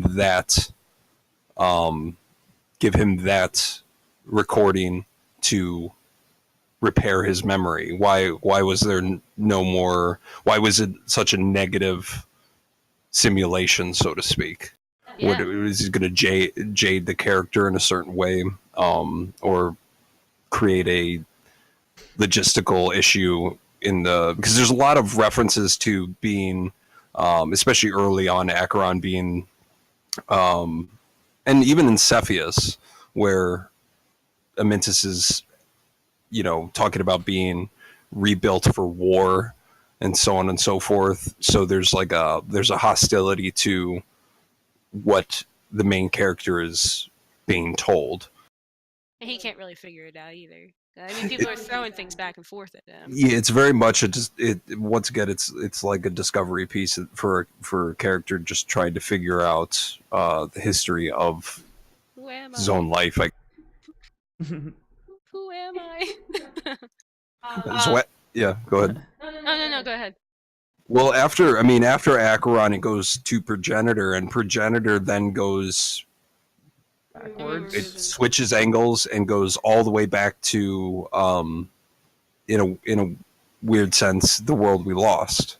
So Endara, who left that message at the beginning of the world we lost, is now awakening after the ship, the seed ship, arrives at those two planets. If you listen to Masslock, the first song on that, it's all sound design, and that is Endara waking up after 200 years in cryosleep, waiting to arrive at Alpha Centauri, and then Starscape, the song after that, is literally the window opening up for Endara to see these two planets for the first time. Yeah, and it's you go from Ashes of Old Earth and you go into Starscape, and it's just this overwhelming feeling that when you listen to those songs that it's something amazing just got unveiled. That once again, we like to go after that awestruck vibe, and then bring it down. We have a kind of A and B structure. Well, it seems to be that way. I think a lot of that ends up being how we write. Is we usually get the cheese and the optimistic music written, and then we're like, all right, let's offset some of this. Yeah, let's get some of this Planet Falls type stuff in here, so we can have at least a few blast beats in this album. That's great for story telling, because you can't have a happy story. You have to have. Well, you got to have some ups and downs, Yeah. Otherwise, it's just the same song over. Yeah. Once again, the first half of more than half of Progenitor is only an hour long in terms of the characters' span. So Masslock, Ashes of Old Earth, Starscape, Cryoshock, and the Horizon Effect are all first person, mostly first person, which is why Mel does vocals for both Cryoshock and Horizon Effect. So Cryoshock is going back to the instance where we were talking about not everybody's going to make it on this trip, and a lot of them suffer from what we considered cryoshock. So long-term cryostasis with radiation, with very fast travel creates. This is all hypothetical. This is all fictional, but it's an interesting sci-fi. Freezer burn. That's a great way to put it, actually. A very, very weird way of, freezer burn, space freezer burn. I stuck my human in the back of my fridge for too long. Got some cryoshock on there. So Endara dies at the end of Horizon Effect. She doesn't survive cryoshock. So it's pretty much the beginning of the album is her waking up and being in awe of these two planets and being taken back and kind of like, wow, we made it, and then instantly falling sick. So it's a very up and down, happy, sad situation that goes on. Now the title, The Horizon Effect, and this just comes from me. I was back in the day, I used to play with programming and stuff like that because I'm nerdy. Is there a reason you picked that name? Or well, the Horizon Effect, I think in the digital realm is an AI's way of not. This is probably going to sound very crude, or very minimalistic, but it's a way of I think it's like an artificial intelligence way of not presenting bad news. So it goes into like a loop. Yep. So it basically, like I said, I was super, like when I saw it, my thought process was that this was intentional, that people died, but you're saying it's not, because it's used a lot in chess. Okay. Which was where I learned it. We had to. I took a class when I was younger. We had to make a chess game, and it basically will do every scenario it possibly can, and ultimately that's when you play against an AI chess That makes sense. I got you. When you play against it, that's why it's able to usually beat you. But at the same time, when you lose, you lose immediately because it tops out. That's where this ends. I can't do Gotcha. any more moves, and I'll keep looping through and keep trying to find those moves, but I can't find those moves. Yeah, that makes a lot of sense in terms of the definition that I saw for that terminology, and that's why it felt right to use, because the essence of that song is the outcome's not going to be good, so to speak, and it's gonna go into like an infinite loop of trying to hide the bad news of the situation. A lot of the chorus of Cryoshock is Andara experiencing seeing others dying of Cryoshock as well. Now, not everybody died of Cryoshock, obviously, but a good amount did Like within 2/3. the story. Yeah, that sucks. Ugh. I can only imagine. Ugh.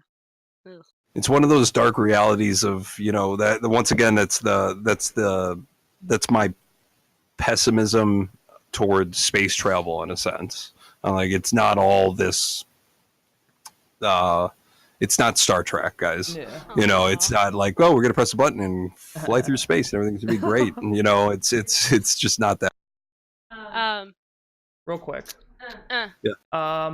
So I'm getting a different idea of how to kind of lay out these albums. Oh God, you're So okay. Yeah, I want it to be visually understood by everybody. So what I'm gonna do. Progenitor's on its own path, I'm guessing. Right. So it would be like kind what of we lost after with Conqueror. Put it above Conqueror, off to the side. Hang on. Trying to think here. It's a when I have my notes set up, I put the albums in order, and then I have dates next to them, like hypothetical future dates. Yeah. 2154 is the year that the World We Lost and Conqueror was happening, and half of an Andromeda and Empyrean is 2159. Cepheus is 2632. Okay.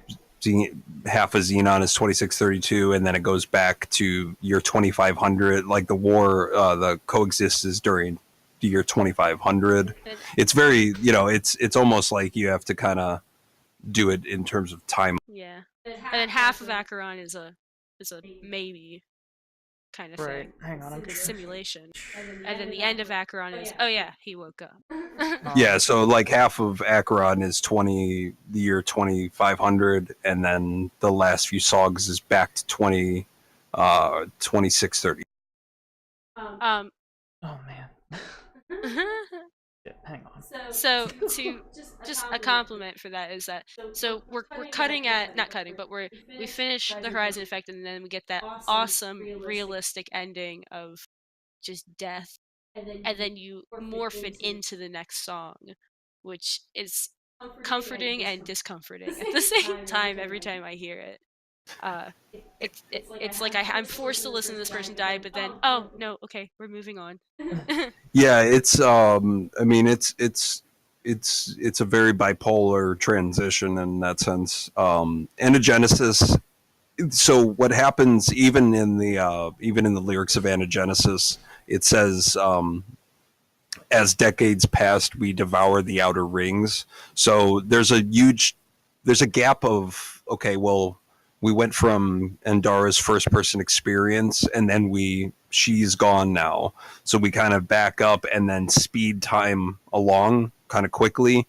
And it's the survivors of that seed ship slowly getting to grips with settling and building that ring. So they use like an asteroid belt that's outside of one of the planets, and using that material. That's as decades pass, we devour the outer rings. So they use that material to begin the construction of the first quote unquote Cepheus ring. And it's very much a it's fast forwarding quite a bit, just to kind of get placement. In a movie, it would be like the date would show up at the beginning of the scene, and then the scene would end, and then another date would show up as the next scene happens, and it's 30 years later. Yeah. Cool. All right. And that's really, again, like I'm referring to an older interview you said, which is something I really admire about this, is that it's acknowledging human nature. And I'm gonna quote what you said. They wouldn't just sit around. No, nobody does. No one would. Yeah, nobody. I mean, it's in our nature to discover stuff. It's and one of the reasons they didn't settle. So I think in one of the trailers that I made I think it was for CryoShock. I think it's on YouTube. There's the animation is 2 planets, but they're completely covered in this blue haze. Yeah, mm-hmm. And what happened was and this is also described in what is it? The Horizon Effect. When let me see here. I should have had all these lyrics set up, but there's too many songs.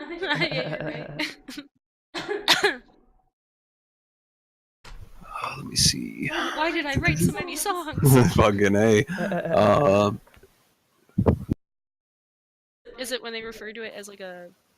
This machine, listen to her heartbeat, she'll sing eternally. This machine, oh Titan, can you hear me? Grant me eternal sleep. So what happens is at the end of Horizon Effect, as Endara is dying, she sees the Titan, that Titan. So we have to go back a few steps too. Is on this journey to Proxima, or I'm sorry, Alpha Centauri, the ship, the seed ship had an AI in it. It was the first AI, and one of the reasons it was on that ship is it was actually smuggled to that ship instead of used on Earth, because just wait until artificial intelligence, because when everyone talks about artificial intelligence as if it's going to make life great, it's the first thing it's going to be used for as a weapon. Yeah. And the first, and now talking in our day and age, the first country that gets AI is going to probably win. So there's going to be an arms race with AI in the future, and it's the only way to fund this kind of thing. Well, yeah, that's very true too. Yeah. You will always get technology out of war first, because that's usually where funding's going. Well, arms races are a real thing, and that, right? There's a what? Probably. I think there's a game called Arms Races. I mean, there's that Plague game. That game's a hoot. Plague Inc. Create a virus, kill everyone. Great. Do it again over and over and over. Yeah. Oh, I loved that game when it came out. So what in the Horizon of, so that AI over the period of traveling to Alpha Centauri was learning the entire time, and it actually disconnects, like, so the Titan, so to speak, the terraforming Titan, left the people in orbit and went down to the small planet Acheron to begin terraforming it. And at the end of Horizon Effect is where she sees through that window that Titan leaving and going down. Bye, guys. Right. See you later. So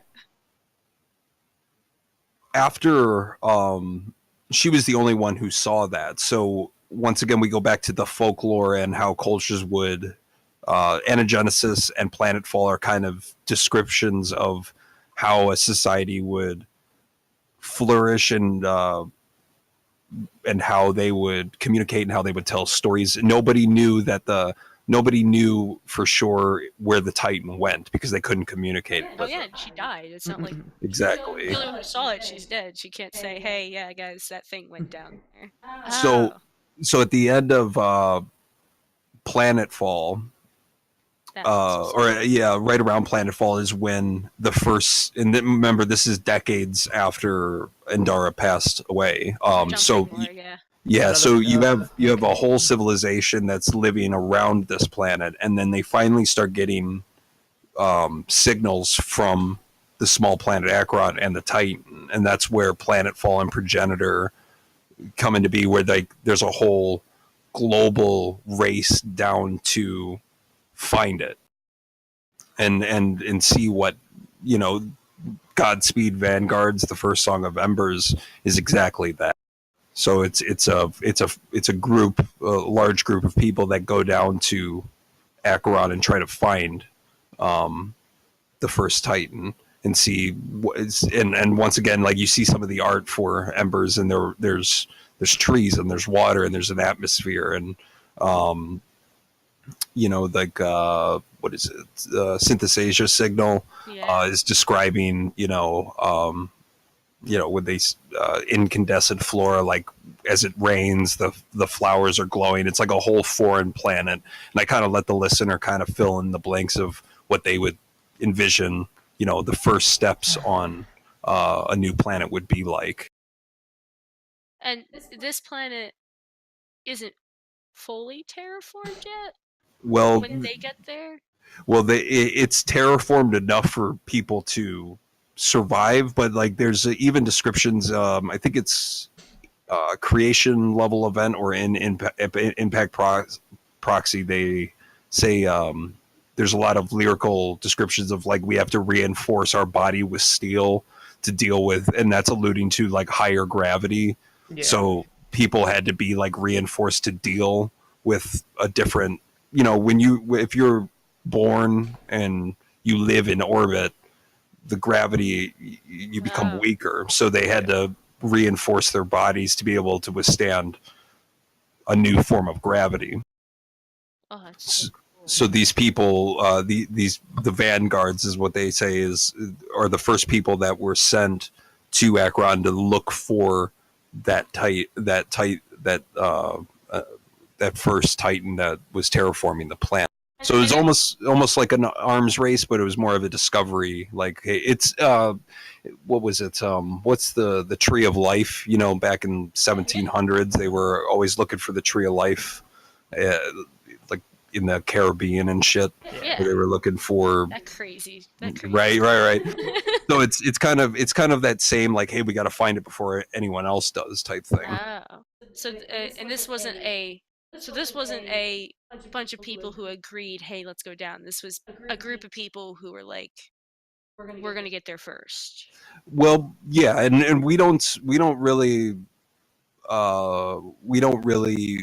drive home that point. Is we kind of open the door for people to speculate whether they want to, like, how would you, if you were in their shoes, how would you feel? And then we just leave.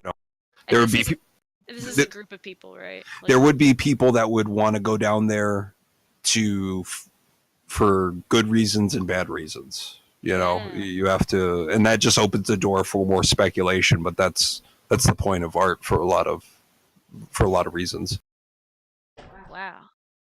And wow. And now the opening to that album, very good job. Thank you. I love that intro. Yeah. We Mike plays around with a website that has bits in it, and knowing the amount, seeing him do some of the stuff he's done, but I am not musically. I don't do music. Sound design's a hoot. It's very, very. You really have to be. You almost have to write it with your eyes closed. Yep. Because you gotta almost be there. Yeah. Yeah. Well, I mean, if you're making a sound design section that's supposed to be first person, so to speak, you have to think about, okay, well, if this character's moving, I have to put sounds in sequence that are realistic enough to allude to that without any visuals. Right. It's a tricky process, but it's very, very fun when it works out. Absolutely. It's almost more fun than writing music, honestly. Yeah. He says yeah. Yeah. Right. So these people go down to the planet. They see their first rain. synthesis signal happens, and then they find it. They do. They end up finding it. Ha! Yay! Yeah, We found it. we found it. And the album ends with them just finding it. Well, so what happens is the Telesterion pathos, thus always to tyrants, division through distance, and as embers turn to dust. Those last 4 songs are they're like Anagenesis and Progenitor. They kind of fast forward the time a little bit. So there's people now. There's people that are now colonizing and settling the small planet, while there are others that would rather stay in the ring. And this is the first cultural difference, because the physiques and the cultures and the societies begin to change, and that's why the term division through distance is quite literal. Yeah. There's a distance now between once was one group of people. There's an increasing distance, and now with that distance increases the division between both of them. Are any of the Titanborn awake during? No. That's what we're gonna allude to with the next album. So there's I can give you a quick rough summary of the next album if you want. Oh, sure. If you want to drop that, go for it. Yeah, I mean the idea is during this time, Alithia, Amintus, and the other 8 Titans. So how were the Titanborn made? I guess would be something that would need to be explained first. During that, during the trip from Neptune to Alpha Centauri, that AI was also doing biometrics on everyone on board, and it started almost redesigning. It chose 10 people in that seed ship and started redesigning their genetics and their DNA in a way that would allow them to have that intuition that we were talking about at the end of Xenon, have them be able to communicate, and because those Titanborn are actually going to be the ones in control of those terraforming machines. So the first AI was the one that designed the Titanborn, but the problem is when they all when that seed ship lands or goes in orbit of the 2 planets, the Titanborn are still in cryosleep, and they've been in cryosleep for decades, and nobody knows how to get them to wake up. People acknowledge that they're special, which is the whole thing of that we worship our frozen. Exactly. They almost turn these Titanborn into what you would consider like modern day saints, or some kind of because it was something they didn't understand at first. But Enyo is the one thing that happens with what the AI did to the Titanborn was give them an extensively long lifespan, because as decades were going, people were growing up, growing old, and passing away, and the cycle kept going, but the Titanborn just stayed as they were. Enyo, whose sister Alithia was in there, this next album is going to be her process of trying to figure out why, finding out why, and then trying to take advantage of that situation. So if you look at the cover of the next album, there's a lot to be said in what's going on in that picture. Very, very pretty album art. It's an amazing album art. Really nice.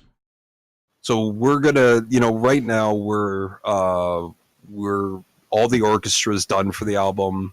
More than half of the music is done for the album. I've had to take some time off over the last few months just because it was a pretty intense 2000. Sure. So man, oh my god. it was just one of those things where like December and January I kind of had to walk away from it for a little bit. And you got sick towards the end, right? There was a whole post about how you got sick. The compendium, I was that was a rough. I think it was April. That April was gnarly. Like I lost hearing in one of my ears for like a few days. It freaked me the fuck out really bad. Yeah, that would scare me as well. Yeah, it wasn't like, oh, I got like some hearing loss. It was like, no, there's no sound coming out of it. I was like, well, this is not. So, but yeah, I mean, it was right after the compendium released. We took a month or two off and came back in and just started writing. And the writing, the compendium was a hell of a project because it was revisiting and rewriting a lot. Like the first 2 albums had to be redone. I heard that from the other interview. We were like, oh my god, he actually had to redo everything. Those albums are long gone. I mean, back in those days, like that was a different time in terms of where I was as like an engineer and stuff like that. So like those sessions were fucked.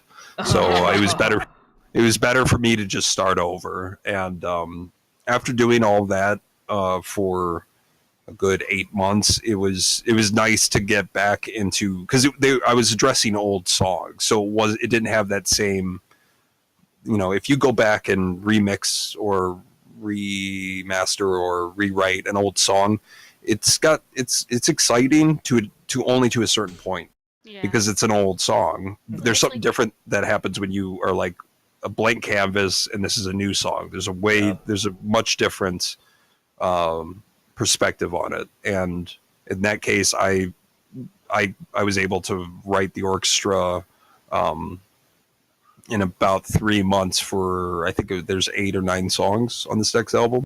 Okay. But now it's trying to get the music and the metal aspect in there, and that's a little bit tricky.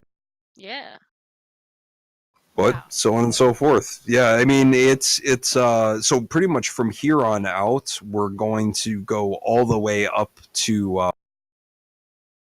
We're just going to start filling in the gaps all the way up to what led to the war in Coexist, and then when that happens, however many albums that is when we go all the way back to which one was it? Invictus Day Dallas, the end of Acheron. Oh. So do you guys have this kind of way mapped out? Not story-wise, but in the direction that you're going as you go? Now that you do. Because as you said before, in the beginning, you didn't really have... You wanted it to be something, but you didn't have exactly the full idea of what you wanted it to be, like Conqueror era. Conqueror was like we were like, hey guys, let's do a concept album. Let's just do a concept album.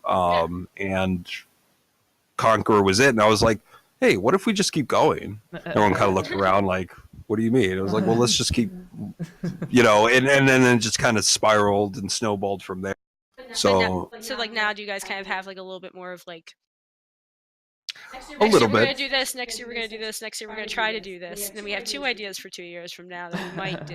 No. In the music industry, I can't plan more than 6 months in advance. It's there's too much ups and downs with everything, so I got an idea of what I want the next album to be like, and I'll just focus on that and then see where it goes. That's smart. Don't overwhelm yourself. It's been a crazy 5 years. I mean, it's even longer than that. It's been 8 years since Conqueror came out, and I mean, it was Xenon was when we started falling into that yearly cycle. Right. And since Xenon up till Embers and even the compendium to a certain degree, I mean, it's been I mean, think about doing an album in about 6 months, taking a month or 2 off, and starting all over again. Right. Doing that year after year after year, right. It's a little exhausting, and it's worked out pretty well, but I gotta be honest. I mean, I'm still relatively young, but it's gonna be a trip to Finish. It's going to be a trip to do this every year for the rest of my life, so to speak. So that's why I say 6 months at a time. We'll go from there, and hopefully another album will come out, and we'll keep it going. Right. Yeah. Well. So that's And that brings it up to where we are with that. That's insane, man. I've learned so much. I hope this timeline is correct. You want to look at it? Me? Yeah. Why do you think I should look at it? I mean, if you want to send it to me later tonight, I'll look over it and see if I could double check it with my notes. With your notes, that works. I have like a single line, and then I have like some albums split kind of in the different sections. Do you see it on your end, Brie? I see it. Okay. I have the chat up. I think it's right. Okay. I mean, it could end up changing. You never know. Yeah. You're right. Yeah, that's gonna come out, and then like in like a few months, it's gonna be no. We changed everything. Everything I said was wrong. So that brings the conclusion to the story portion. Now, Mike did have production questions. We could take another break if you want to. Why don't we come back for that? You know what I want to do? I want to play the trailer for the next album real quick. Real quick. Sounds well, good. I mean, it's 2 minutes. I mean. Okay. So we're gonna take a 2-minute break, and then Mike has some production questions. Sounds good. I'll see you guys at a few. Alrighty. Yeah. Alright, boys. We're going to show off this trailer, this meaty trailer.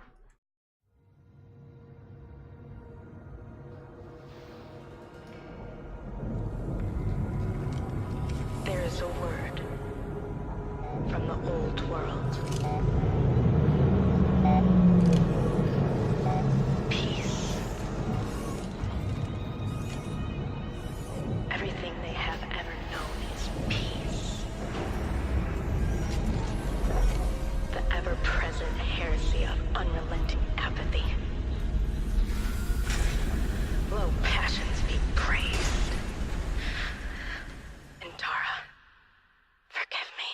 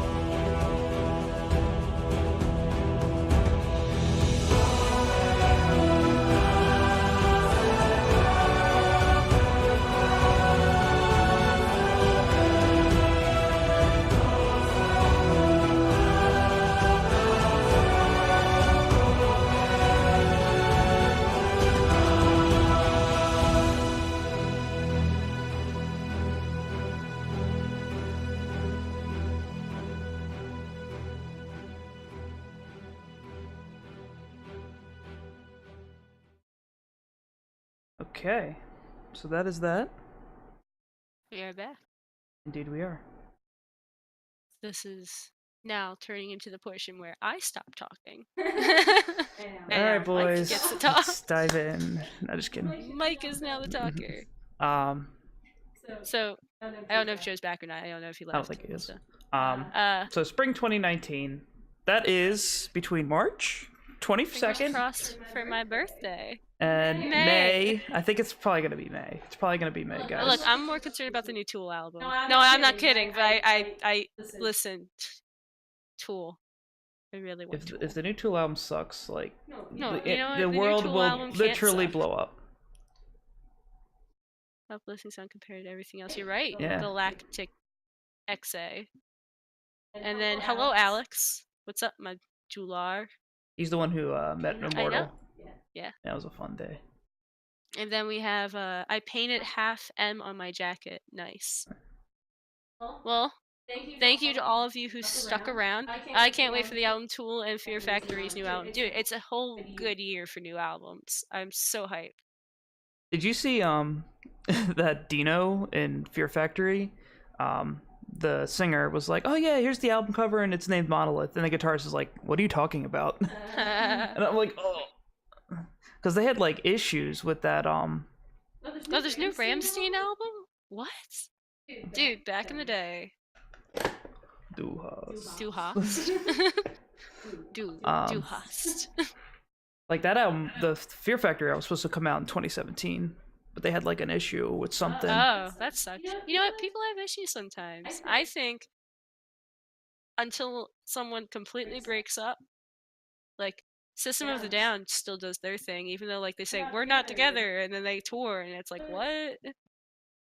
Plus, Dino changed guitar brands too. I mean, that's fine. Ormsby is better than Ibanez in my opinion. Not knocking Ibanez, but he's knocking Ibanez. I live with him. I can vouch for that. He's knocking Ibanez. You know, if you're starting out, Ibanez is great, but Dino's like very he's been in the industry for about 20 years now. He can have something more expensive. He can go a little bit nicer. Yeah. I love his red camo guitar. It looks really nice.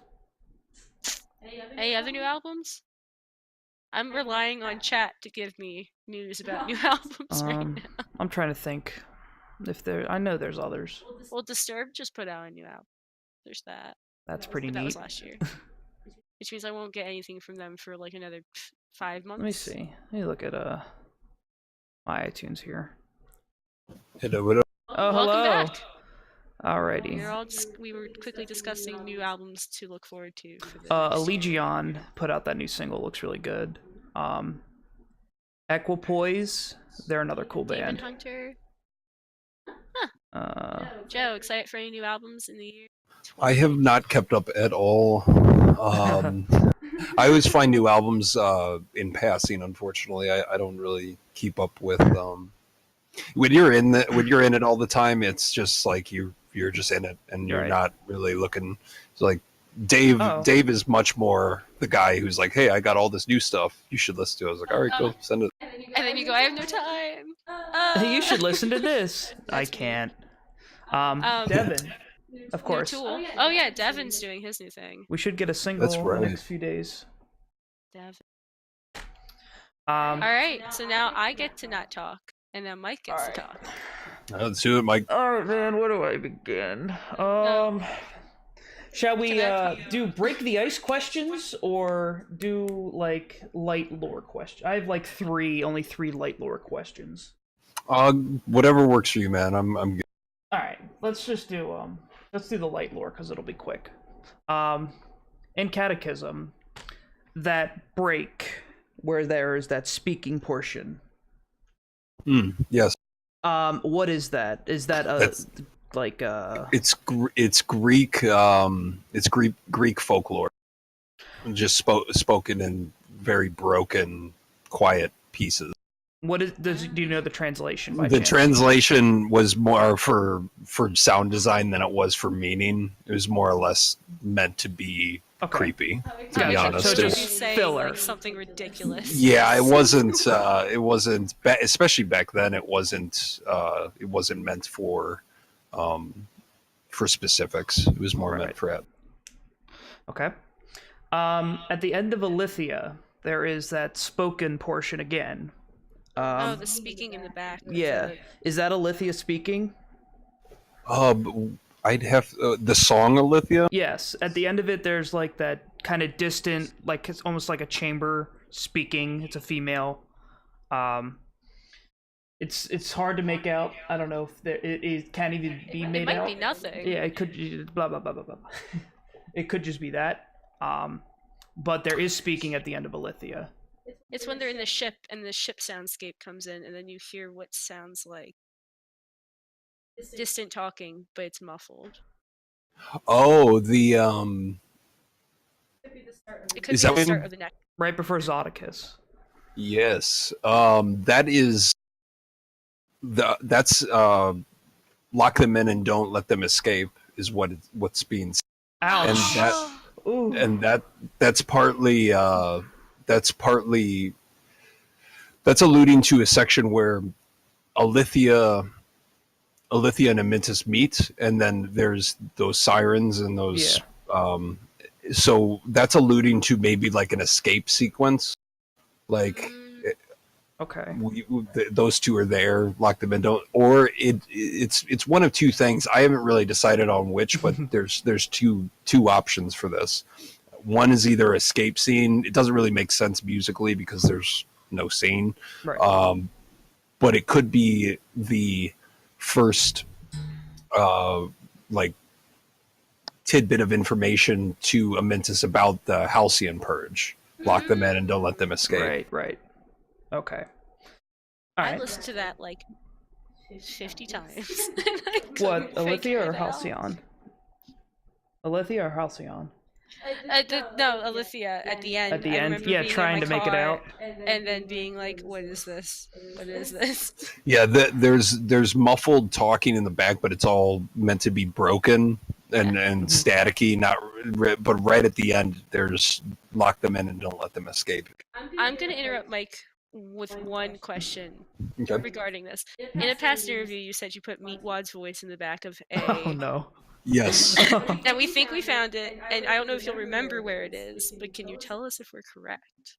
We posted it in the Facebook group. Timestamp. Yes. Which one was it? So we listened to the original. It was in Terminus, and because it's saying "Rise, chicken, rise." Right. Dave does a ball or Meatwad. Oh my god. So at 7:30 is where we think we found it, and we're just really curious if we found it or not. It was whatever song has the Arise It's Terminus. into mortality. I think it's Terminus. To mortality. I think it's Erebus. Oh, am I wrong? Oh my god, we were listening to the wrong song. Well, there's multiple. We put a we put a what's it? Borderlands 2. We put an Easter egg of one of the when you kill one of the normal guys in Borderlands, right. He yells out, "I feel everything." So before you go further and spoil anything, if you would want to, you could totally right now just give a list of some Easter eggs. Don't tell them where it is, and we're going to see if people find them. I could. Oh God, that's a lot of road to cover, but I'll see what I can. You have dedicated fans, and I bet you $10 that they would do it. Should probably just text Dave and ask him if he remembers. Because we were listening to the interview, and when I heard that was a thing, I was like, "We need to find it." Yeah, I mean, when Dave and I have when we're in the studio working together, we have to joke around, otherwise we just turn into a mess. So right. there'll be for every hour of work about 25 minutes of that is joking. So we're like, hey, that sounded funny. Nice warm up. I'll save that and put it under. I'll hide that in there. So beneath Mechina's crazy, dark, screwed up storyline is nothing but comedy buried deep. Dave and I try to laugh as much as possible. So yeah, I mean we're all trying to be as we don't take it as seriously as people may assume it. I mean, but then. But to add it in, that's the other part. Yeah. That's the part that I'm like, oh, that's too funny. All right, I'm going back to being quiet now. I'm going to let Mike continue. I just knew that was something that we had talked about. It's all good. One thing Bree has brought up, and also chat just brought up, Tartarus. Tartar sauce. The tartar sauce, yes. We all call that. The female, is that literally just it's just female, melodic. Female it's VST? Just melodic part. Okay. Yep. Yeah, it's all meant for melody. Because Brianna, she swears, and I can even hear it too, that Alithia is said within the melodic melodies.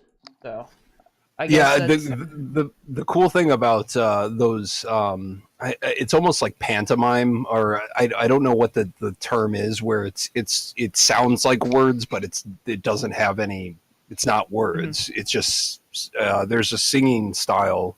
I can't remember the term for it, but it's just meant for atmosphere and uh, really just mood. You Right. know, Now, Well, is it that impacted me, and I'll forever hear it that way because I convinced myself. Jumping that's quick- fine. That's fine. quickly into a sound sample bit? Is that what is that from? The program? Yes, if you know. It's been a while. Sucks now. Don't use it. I mean, with the dang I had East West, their composer cloud, for a year. Okay, and yep. I did not like it. I'm a big fan of 8Dio and Yes, yeah, I've seen, because I know you use Francesca for a Yep, lot of yep. Empyrean. I think that was Francesca in that Really? in the Okay. yeah Um, the yeah 8Dio. A lot of my libraries are from 8Dio, and well,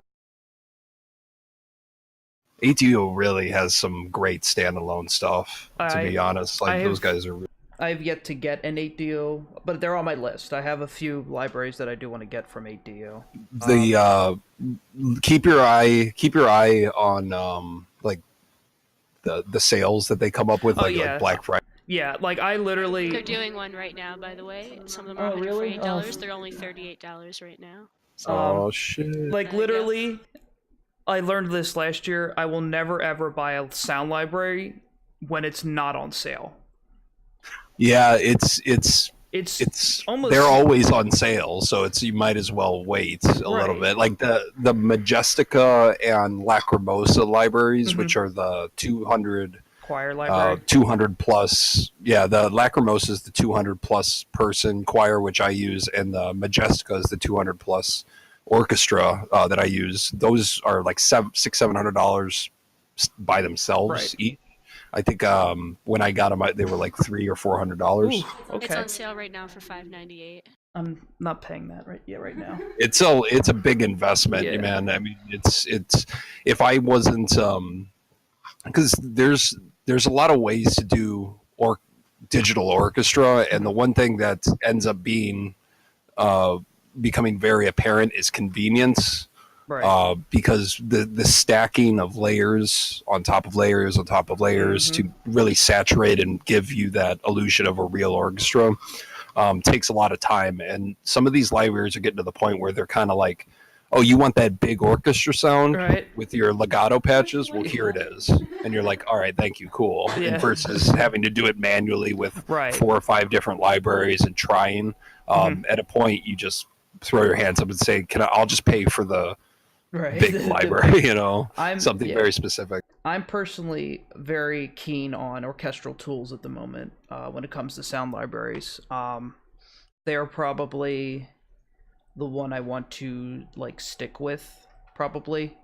Orchestral Tools is the name of the brand. Yeah, so like Metropolis Arcs. Yes, I've heard of that. Yeah, they're huge. It's heavy. They're huge. I was looking into that arc. Is it? Have you tried it out? Well, I don't own it yet. Because I know a lot of what is it? Sonokinetic also has some really cool libraries too, where they'll Is it loop performance stuff, or is it more like individual, like staccato, legato? So what they do is they for Arc 1, it is violin and viola, and what you can do is they've recorded the higher violin, but they only give you a certain range. Range, but you can cut it off and add more to it. Gotcha. And so you could do that, and then with Arc 2, it's more of a chill. They still do the viola violin, and then they do cello bass. And then they usually just different dynamic, right? And then there's staccato, You know, they have the blurs, Pizzicato, the legato, fadas, shit, yep. all that kind of fun nonsense. Arc 3 is like rhythmic stuff where it's like they have you know, they do triplets, they do you know, 16th note with each instrument. So it's very rhythmic, and if you're trying to do like rhythmic stuff, it can make your life a little easier. Yeah, versus doing it manually, because sometimes the staccato, like I use a lot of what's it called? There's pizzicato, staccato, and spiccato. So the spiccatos are usually very tight and very short. So when you're doing like, it depends on the library that you're using. So usually, you know, when you have a library that kind of gives you runs, like staccato runs already kind of built, it saves so much headache time versus trying to get your velocities right and finding the right samples and overlapping them right and shit like that. Absolutely. And then Arc 4 that just came out, it's this kind of soloist special section. So they have like 3 violins, 3 violas, choir. Cool. They do a 2 celli, 1 bass. And they have a choir. And then they do like these they do like a mixture of brass and woodwind. They have like 12 sections of like, they do like bass, clarinet, and then like a trombone, or they do that like one-off stuff. Like very specific. Yeah, that could be fun. No, that took a well. We'll come back to. No, it's all good. We'll come back to samples and stuff like that. Back to lore. Not really even lore, but on the Wings of Nepheli again. The female... It's the same thing. Same thing? Okay. Same thing. Really? That much of it? Oh. I mean, it's an amazing song, but people swore that it was something. People started pulling up. It's like it's Dutch or something. It's a Dutch march. It's a German. They started coming up with like a million different guesses, and they were like, "No, here's what it is. I found it, and it sounds nothing like it." Yeah, it's mostly everything. A lot of the unless I give it to Mel to sing, it's mostly just atmosphere. So Letheon Waves. That's got a singer. Yep, that's the same thing. All atmosphere. Because they were like, it's a quote from the Bible. Yeah, everyone was like, oh, it's a Bible song. I was like, it's saying that the lamb is being carried or something like that. I mean, sure, fuck it. Sure, fuck it. Yeah, that's what it is. I roll with it now. All right, I'm tuning out again. Not tuning out, but I'm not speaking. All right, we're gonna go into light casual conversation. Oh God. Joe, what games are you playing right now? Oh, I am playing Insurgency Sandstorm, which is a great time. I love it. That, and I just started playing. Well, I got Ace Combat 7 recently. I need to get it. Good, super flashback to my childhood. Yeah, man. 5 and 0 were probably one of the best games of my childhood. Next to it SWO brings me back to PlayStation back in the day. So Ace Combat 7, Insurgency Sandstorm. Been playing some Forza 4 Horizon, which is a good time. Okay, awesome. Yeah, I don't know. I've been a lot of the AAA games have really been bumming me out, so I have kind of tuned out. And been, It's like I got what is it? Assassin's Creed Odyssey, and I could not have given less of a shit about that game. like 10 hours in, I was like, man, this game's pretty, but God, is it fucking boring. Yeah, man. Someone in the comment section, Dark Shemazi said, "I wonder, is Anthem something that you're looking forward to?" You see, the thing is, I'm an optimistic guy, and I want good games. Like, I don't want I don't want something to flop. EA is AIDS as far as I'm concerned. Like, everything they touch is really bad. And especially what they're doing with Battlefield. I grew up on Battlefield, and I love Battlefield 3 and 4. Battlefield 1 was pretty cool, but this incomplete, when you're paying $60 to get an incomplete game, it's kind of like, it's ridiculous. No, that's So good. going back to Anthem, I hope it's fun. But I don't know, man. I got to be skeptical nowadays. You know, it's like when Yeah. you spend $60. I mean, when you see what happened with Fallout, Yeah.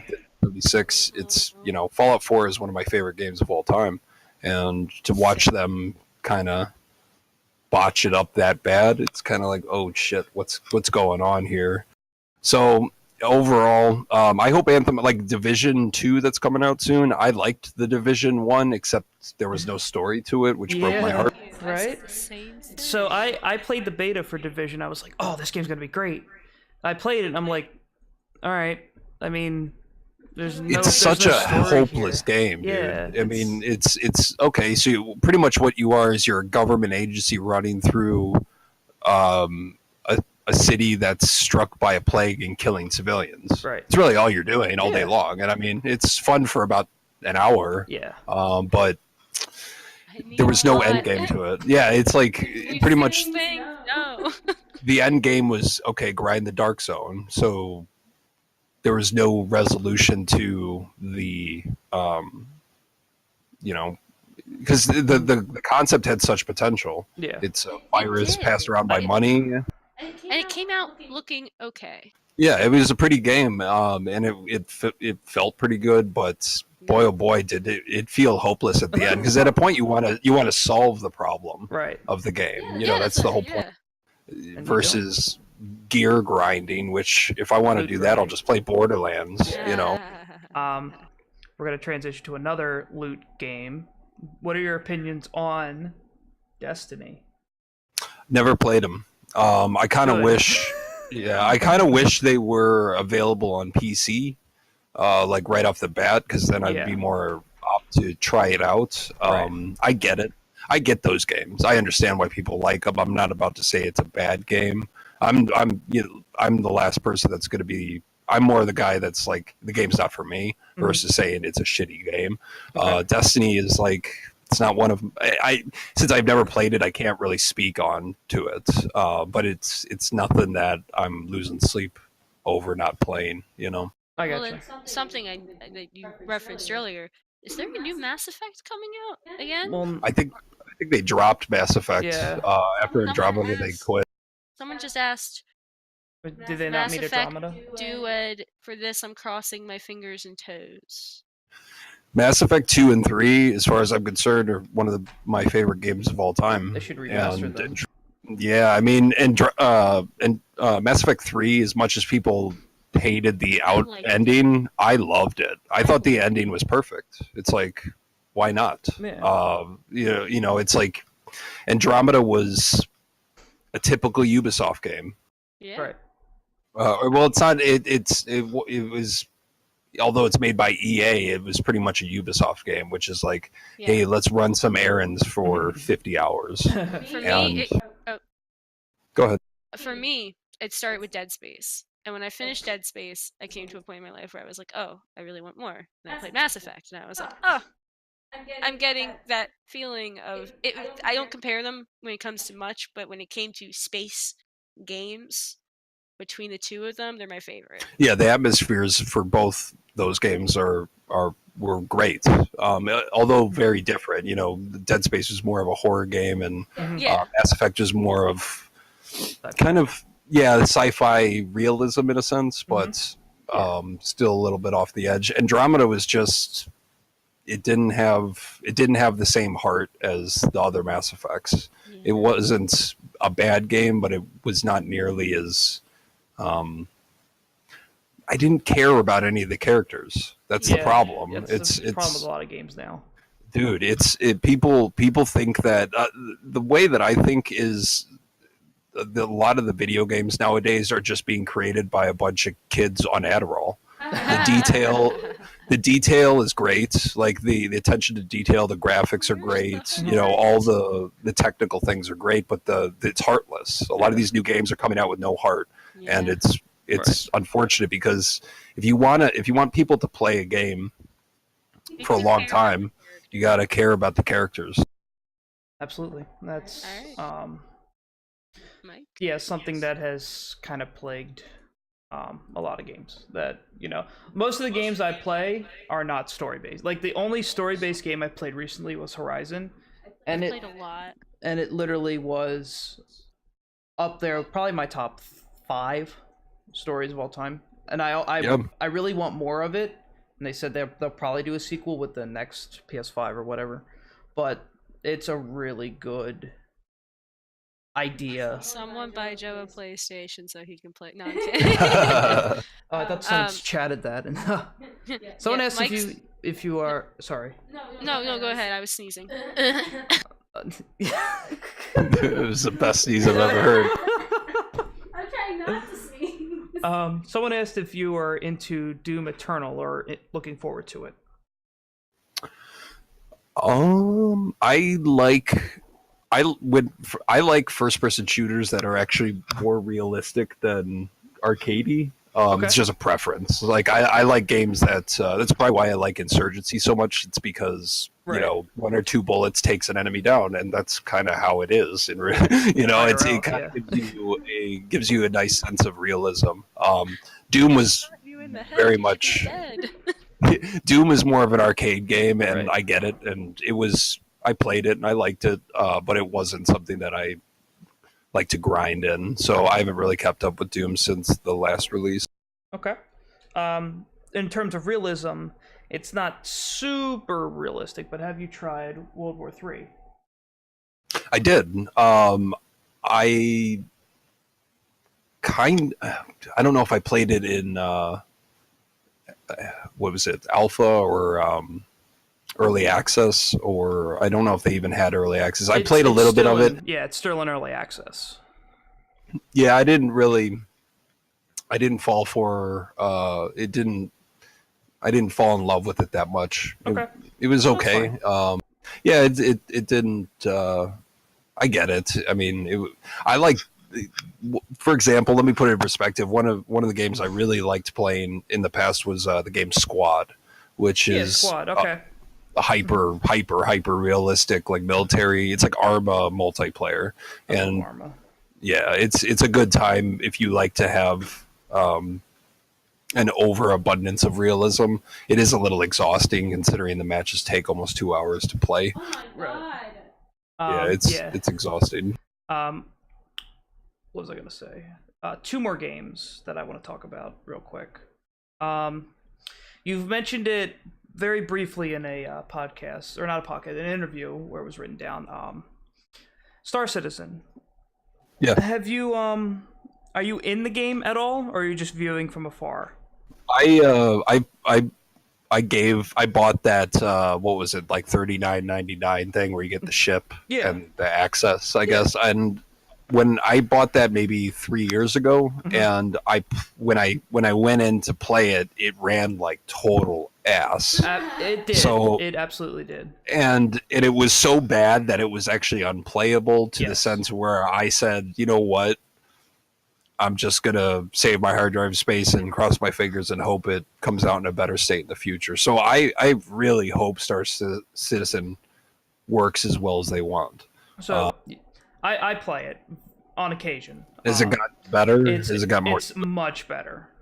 It's a lot more stable. There's a few memory leaks here and there, but it's you can leave us, the main ship. You can go land anywhere on another moon or planet within this one solar system. They only have one solar system right now. Yeah.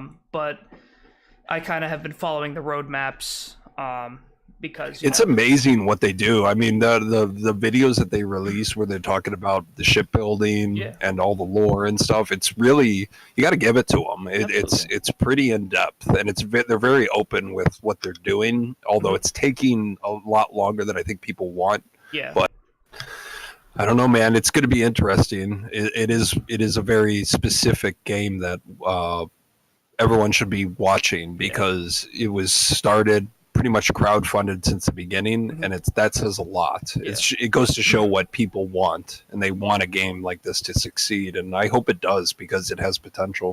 They opened up jobs for people who have real life jobs that associate. Yeah, the game literally jobs. Like if you're a nurse real life, they will like put you into nurse realistic role. situation. Engineers and architects are supposed to be able to now. Wow. It's very like real life. It's very. And That's if you want to sweet. talk about simulated life, there you go. That's the start of it right there. This game probably. Yeah, I mean, I'm down. I'm down. I hope it's. I hope. You know, I mean, I got a joystick over here, and I'm just like waiting for starts. I played Elite Dangerous quite a bit, and that game was more of a like. They call it space trucker simulation because it's pretty much you fly to solar system, occasionally getting into fights. Yeah. And it was the good thing about that game is it runs really well. Yes, it does. So when you want to just play, hey, I'm going to fly around in a spaceship for an hour, it's like that's a good game. I hope Star Citizen really takes off because boy oh boy, what they're doing with the first person element of popping out of your ship and doing anything. It's so I really hope it works because it looks like a good time. All right. The final game I want to discuss is a game that a few of your songs are named after. Maybe not ironically, but I'm referring to the good old EVE Online. Yep, I remember those days. Were you a active member in that game? I played. I don't remember what year that was, but I did play EVE Online for about a year or two. Okay. Just less time. It was a long time ago. Long time ago. I was in that game for like probably 4.5 years or so. And I quit kind of about 6 months after. Sound like a drug. I quit. I mean, here's the thing. Like, I just wasn't really into it anymore. And I was in a corp, and my corp was really annoying. Like, literally, I got kicked out because I was like, I'm just. You didn't pull your weight. The shit. I mean, those online games are pretty demanding in the sense of if you want to be one of those big guilds or one of those corporations, so to speak, you really got to put the time in. And I mean, I did that with Ark. You remember the game Ark? Dude, I played that game a lot with some buddies of mine. We had a grand old time, but at the end, it was the Chinese hackers showed up and ruined the fucking server, and we everyone parted their separate ways. But we played Ark. Like those games really make a good what would it be called? They make a good case for online games, the cooperation element and the hey, let's build this small group into something big, which is very enticing to certain types of people. And when it works out great. But God, when it falls, it breaks your heart. Yeah, Absolutely. One of the real quick, a game that I'm really into in terms of multiplayer is Warframe. Have you ever played Warframe? I haven't, but I've heard I hear a lot of people like playing Mechina while playing Warframe. Oh, absolutely. Like it's very much that type of style. Absolutely. But is that a free to play? Absolutely, it's 100% free to play. And you can get everything in the game without buying anything, but you kind of have to grind. But it's possible. It's not a bad grind. It's a nice grind. I love Warframe. It's not a bad one. It's not Battlefront 2 grind, right? No. Oh god, the new one. Oh god, that game. Oh god. Oh god. All right, so let's move out of games. Yeah, let's move out of games. Now you said my next question was what bands or albums are you listening to, but you kind of said you're not really into anything at the moment or haven't listened to anything new. But is there anything that you occasionally listen to, like kind of a go-to?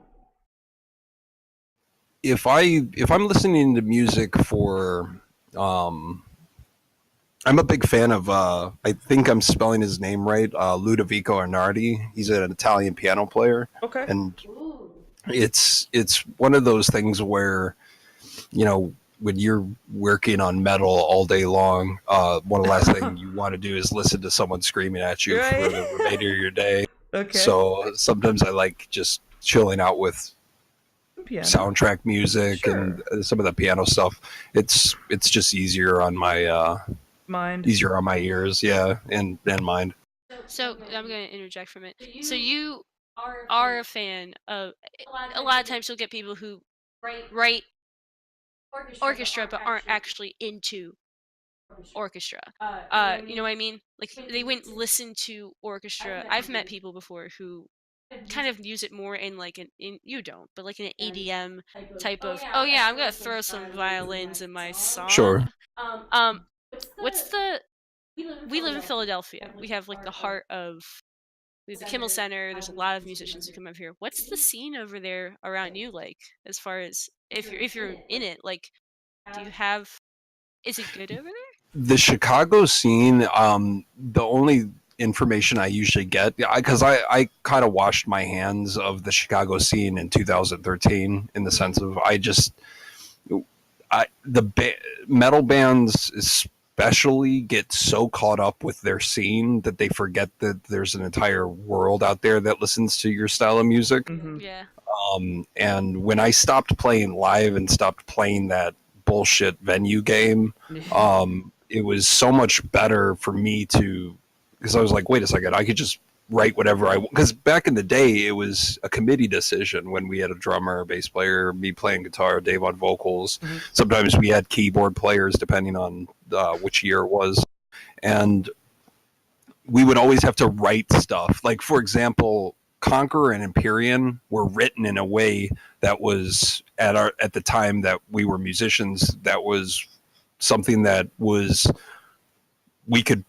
that was challenging to play, but still within the realm of our abilities at the time. Mm-hmm. And when I got rid of that situation where it's like, I'm just going to write music the way I want to, and if we don't play live again, fine. It's not that way. And the Chicago metal scene, considering I work with a lot of metal bands in the studio, helping them out with either recording or production, they're still caught up in the Chicago metal scene is, as far as I'm concerned, about 20 years behind.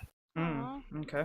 A lot of bands are still very much into like new metal, like what was popular back 15 years back in the day, and they're still riding. There's a big thrash scene, but a lot of it is very, 1990s thrash. Yeah. Okay.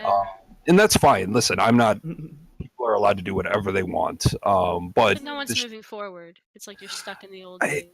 Kind of, at least from what I see. I mean, I'm overgeneralizing, but the Chicago scene is, I mean, back in the day, there was an oversaturation of musicians. Chicago had a ton of bands, and I still think, but it's, Chicago's the first.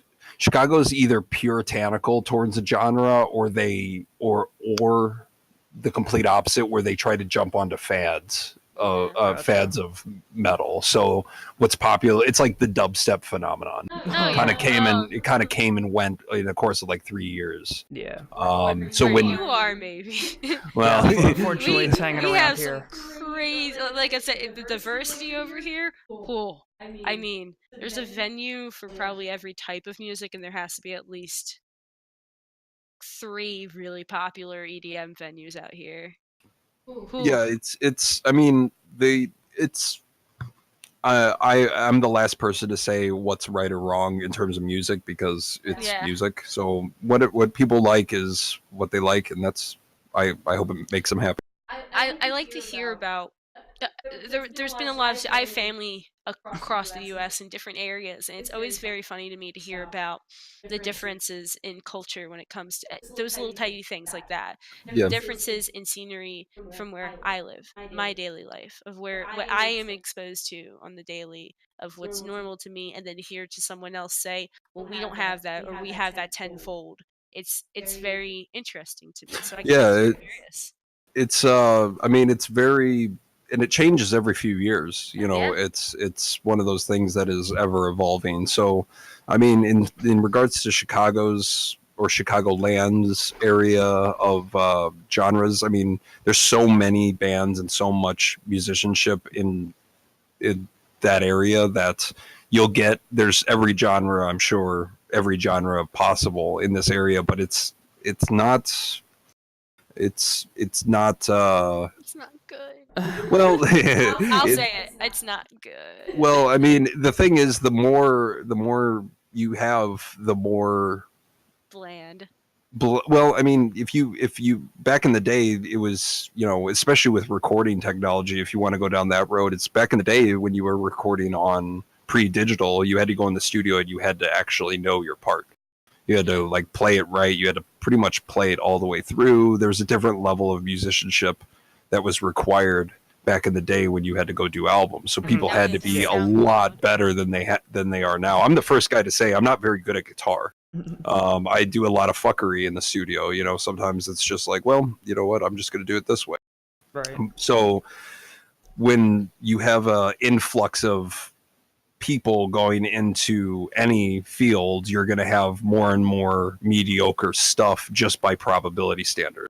Yeah. The more numbers you have, the more chances you are to have a wider spectrum of shit bands and good bands.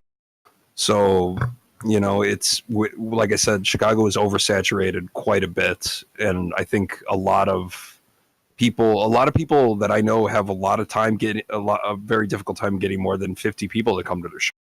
Wow. And that's a problem for bands in Chicago that want to really try to quote unquote take off. Yeah, it's hard when every night of the week there's another band playing at another venue. It's like it's not as special, I think, when it gets oversaturated. Exactly. Yeah. Okay. All right, I'll go back to Mike. I was just curious about that. So, considering current music, let's kind of talk about what are your favorite albums of all time. My favorite album of all time would probably be, in terms of, let's say, metal, I would probably say Dimmy Borgir's Puritanical Euphoric Miss Anthony. I grew up with that album, and I was like, there's something about the production, there's something about how every song on that album is like good. There's there's no filler music at all in that album, and boy oh boy, I mean, it was, and going back to like the type of bands that you kind of get stuck with, like the bands you kind of grew up with to a certain degree. Dimmy Borgir really was a special. Now they're kind of like, who gives a shit? Yeah, they're like meh. But back in the early 2000s, I mean, Death Cult Armageddon was amazing for the first time, and that was 2004. Around there. Orchestra and metal was not really as prevalent as it is now. I think my first exposure to like metal and a symphonic element would either be Septic Flesh or maybe Blind Guardian, if you want to consider like one of their albums had kind of a symphony thrown in there. I got you. Same for me was like Cradle of Filth. Like late 90s Cradle of Filth, late 90s Dimmy Borgir.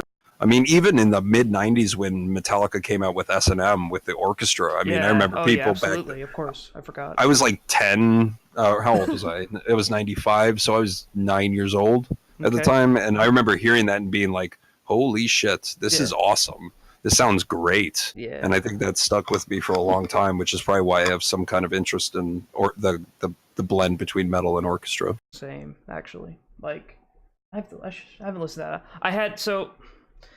I kind of go through musical phases, and Everyone does. Well, you'd think that, but Mechina is the only band that has not broken out of that phase. So, hats off. Oh, thank you. First it was pat yourself on the shoulder. It was Journey. It was Journey for me. Then it went to Van Halen. Then Metallica. Then I kind of like floated for a bit. I kind of explored. Then I kind of went to Machine Head. Okay, cool. And then I kind of went into like a like brutal death metal, like Dying Fetus, shit like that. Yeah, for sure. But Mechina is the only band that has kind of stayed constant that I'm interested. And currently, my phone is, has I don't know 150 Mechina songs, and it's the only songs where I'm like, I'll listen to that. It's like, I'm not in the mood for that, not really that. It's so. Yeah, I mean, thank you. I mean, it's as a songwriter, it's that's one of the nice. I mean, that's pretty much one of the best compliments any songwriter can get. Yeah.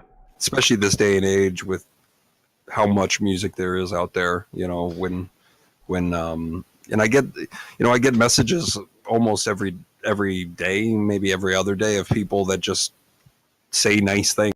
And it's one of those things where it's like, well, this is exactly why an artist does what he wants. I mean, to a degree, it's like artists can't be totally selfish in the sense where, like, I'm going to write what I want and Right. only me. You know, you gotta appease some. There's a difference between writing music and, you know, not promoting it or barely releasing it and just doing it for the fun, and then there's, hey, we're going to take this seriously and put ourselves out there. So when you get good feedback, it's always a pleasure. Excellent. Of course, no problem at all. All right, one last question, then we'll move to production. Sure. Do you want to take a break now? I'm good. I'm good to go. Good. All right. So where do you draw metal and symphonic inspirations from when you were starting out, and then currently today? You kind of answered it already for prior, but more or less today. I would say some of Demi Borger's stuff. I would say even old Fear Factory in the sense of old the industrial elements and the atmosphere, even though they used more like digital strings and more synthetic sounding orchestras, I guess. Just that, you know, lest we forget, you know, Fear Factory was really one of the first bands who took, you know, an extreme form of metal and put singing under it.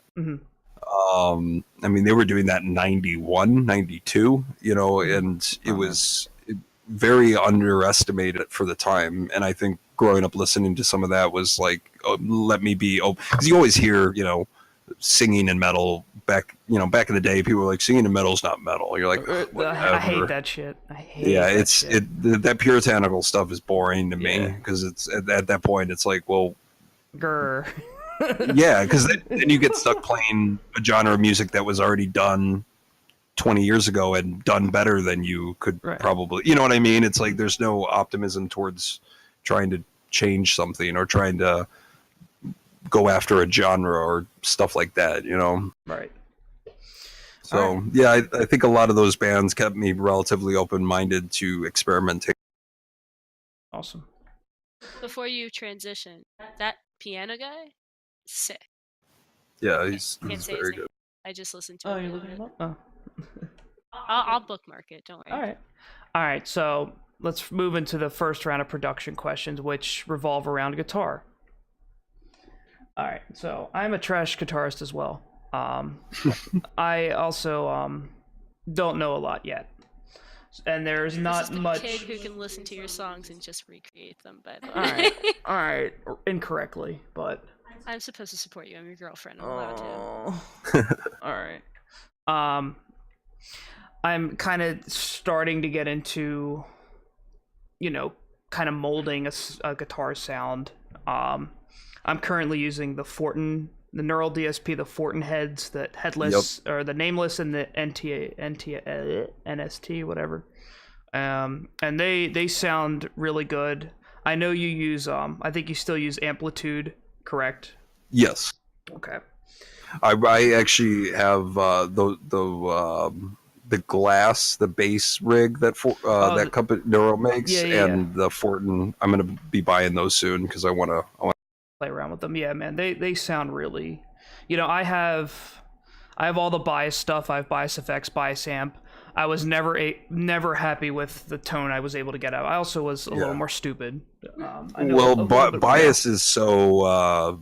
Bias was so complex. Like when I tried Bias out, I tried their demo and it ran like absolute ass on my computer. And on top of that, with all the options, I was kind of like, man, this is because if it's gonna be like overtly detailed, it needs to run well. And it could have been my computer, but I don't know what it was, but it ran really clunky and it was taking tons of time to change presets. Yeah. And I just kind of washed my hands of it and stuck with my regular setup. Gotcha. Yeah, they rolled out an update.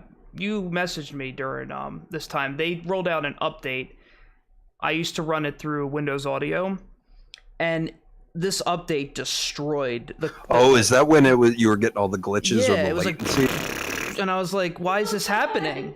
I was like, why is this happening now?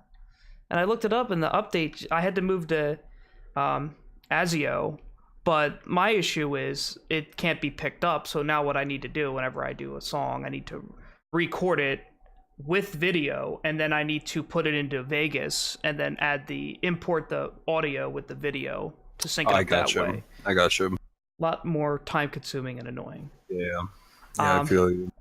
So, in your eyes, you have said that the guitar is a tool. Would you care to explain that? So, just I kind of understand it. You know, that it's the metal portion of your music. It is carrying kind of what the symphony's doing, kind of in a way. Is that kind of what you're referring to? Well, it's very much specific to my own situation. It's about 95% of all the music at this point is kind of written by me.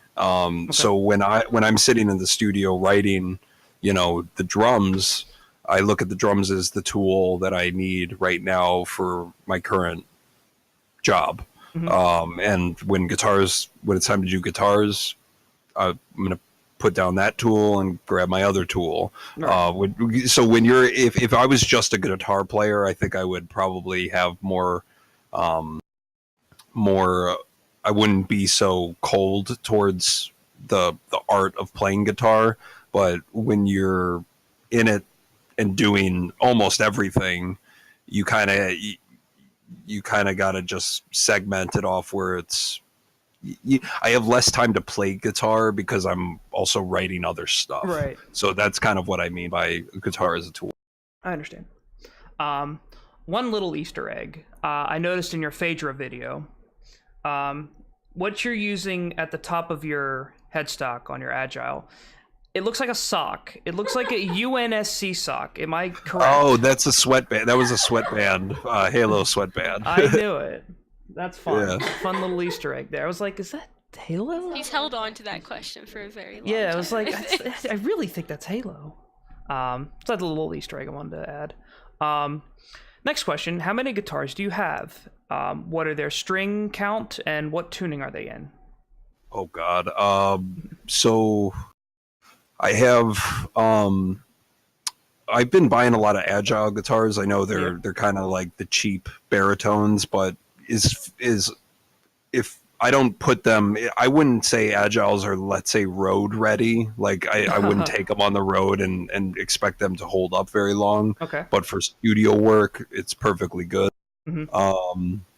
I have one 10 string that I bought just out of principle. It was relatively affordable, and I wanted to just try it out. Sure.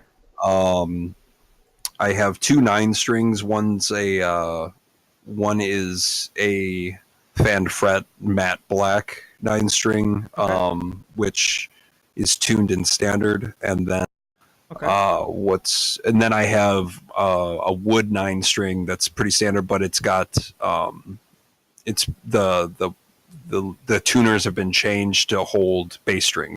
Okay. So cool. It's like a super heavy baritone tight 9 string. Right. Because I was going to ask, do you have a bass? Yeah, that's actually that was going to be one of my questions. Do you use bass at all? Yes, we do. Yeah, even if you have low strings on a guitar, it still doesn't have the same type of. I mean, even a 30-inch scale 9-string guitar, basses are 32 to 36 inch scales. Yeah. That scale difference just has a different tone, and you still need it. As much as I like down-tuned guitars, you still need a bass. As much as us metal guys and guitar players love to shit on bass players, they're super necessary. I don't understand. Honestly, I've never got behind that idea. I think it's because guitar players in metal can play most of the bass parts. You know what I mean? Like, especially in the studio, I see it all the time where a bass player is kind of like learning the part, and the guitar player will just be like, "Here, give me the bass, I'll play." And that little tidbit that happens every once in a while in the studio kind of spills outward to like, hey, fuck the bassist. I got you. You know, but I mean, there's some good basses out there. I'm a fan of a lot of fan fret stuff, like Beyond Creation. Forrest does all his fan fret stuff. He's now in First Fragment and not in Fury. He's in oh god, what else is he in? Poor bassists. I don't get it. I like Ibanez basses personally. Imagine being I'm like a pretty 6 and picking up a bass and being like, "This is." And then all the kids being my like, "Oh, you play thing of bass?" the It's like, And you hit 20 really? and they're just like everyone. Basses.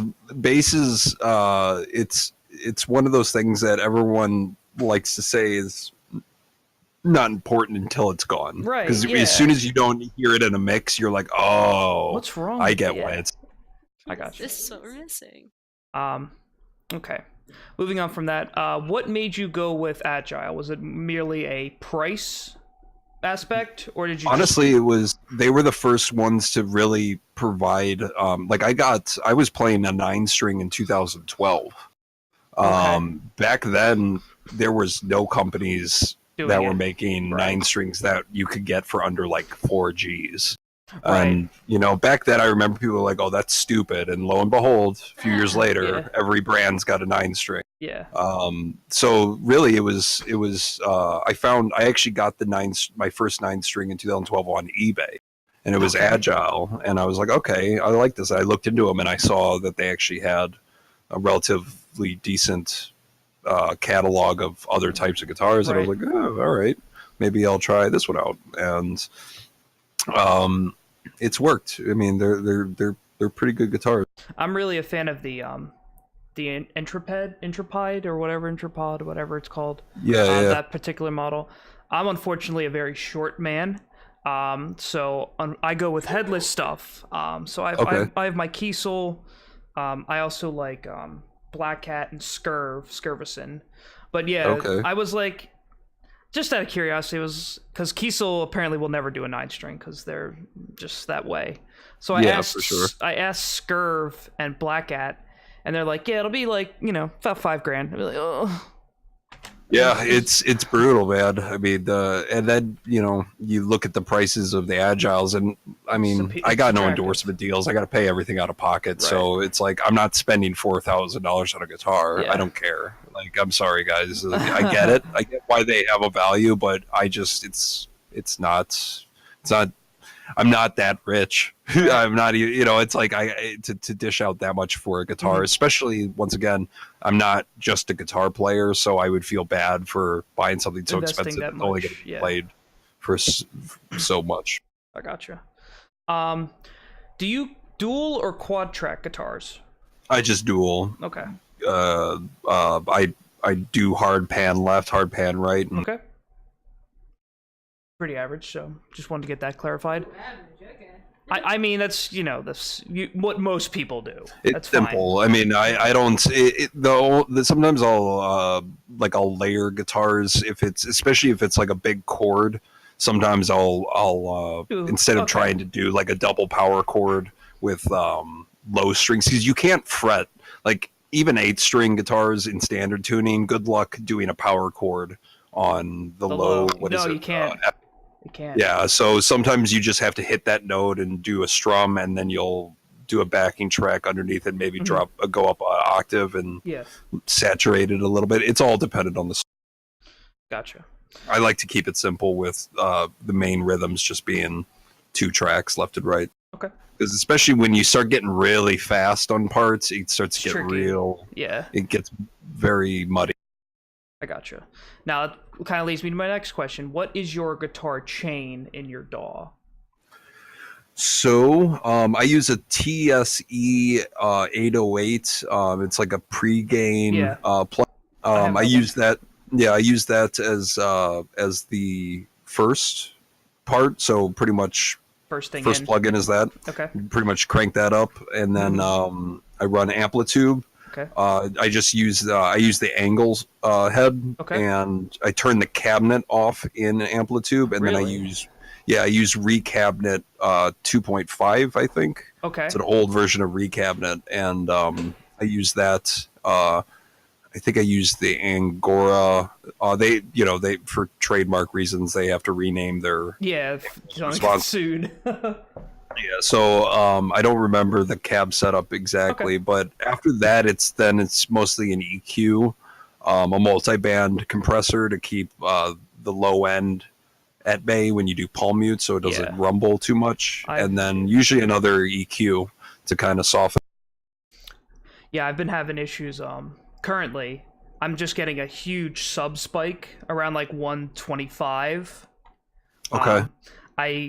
I have Fab Filter, and what everyone's saying to do is to throw I think it's a multi-brand compressor just on that section to kill it basically. So it's multi-band compressors save lives, man. I mean, because at a point, like if you put a high pass filter on a guitar, right around 50 hertz is when you start losing that low end kind of beef of a guitar. Right. Usually I'll put a high pass on and cut everything around 50 hertz, 60 hertz sometimes, because depending on where your kick drum sits. When you use intelligent EQ techniques in the sense of carving out frequency section per instrument. With Mechina, it's very rhythmic. Guitars are very rhythmic.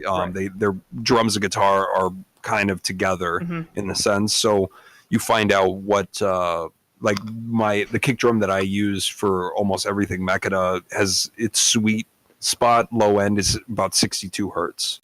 So I'll usually cut maybe 40 hertz out on a high pass filter, and then I'll go in and I'll carve a high bandwidth notch out of the EQ at about 62 hertz to make room for the kick drum.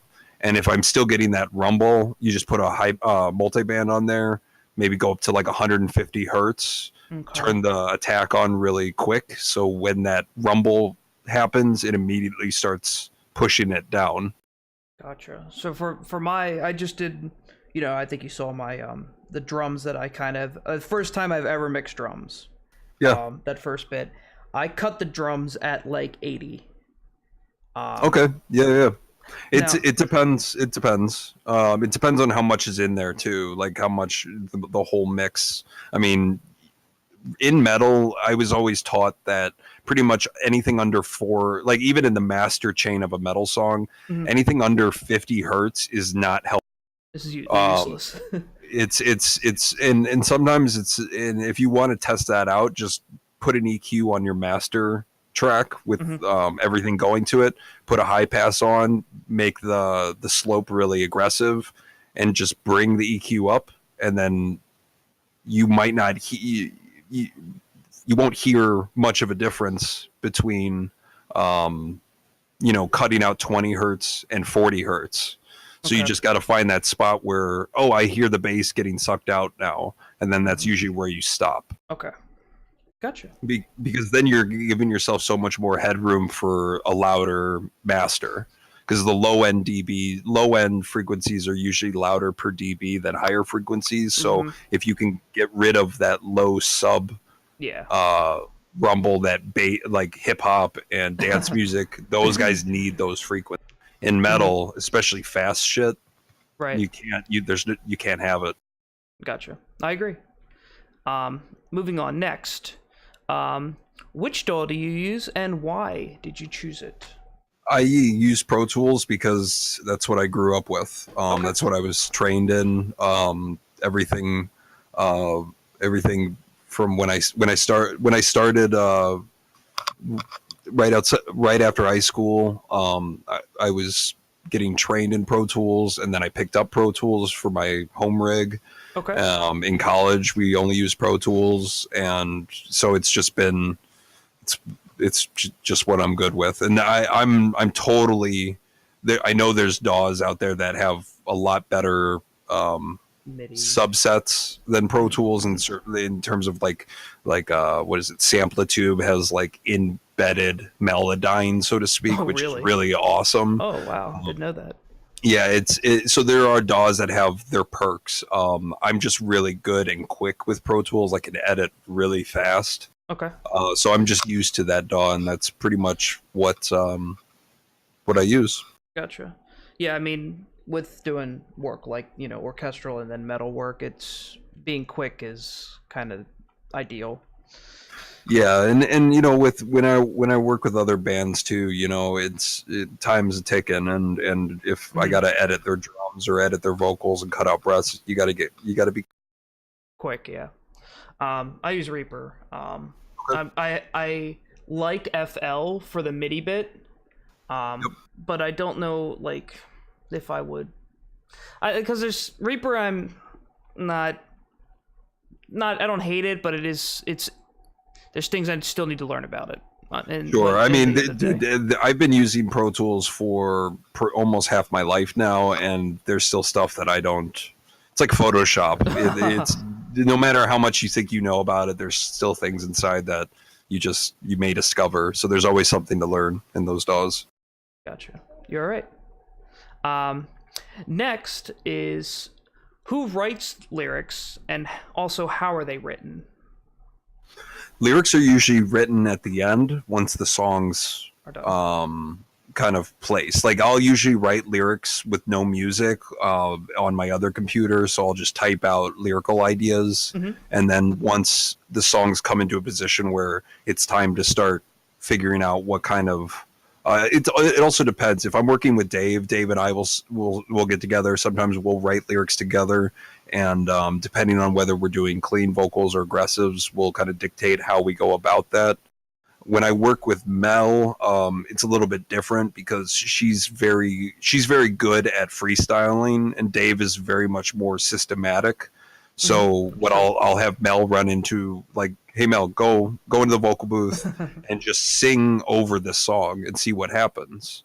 And she's like, fucking let's do it. And she goes in there and she rocks it out, and I'll take melody ideas that she does, and I'll save them. And sometimes I'll, you know, since it's kind of just demoing it out, I'll take parts and throw it around. And sometimes the melodies will give you an idea of what lyrics could fit in this part. Sure. Dave, on the other hand, is more like, hey, let's load up a piano and play out a melody, and then he'll sit and kind of figure it out, and then he'll be like, all right, let me go in there and try that. Okay. You know, it's two different workflows, but it always works out good. I mean, like I said before, those two are pretty much my best and only friends in real life. So when we work together, it's never really work.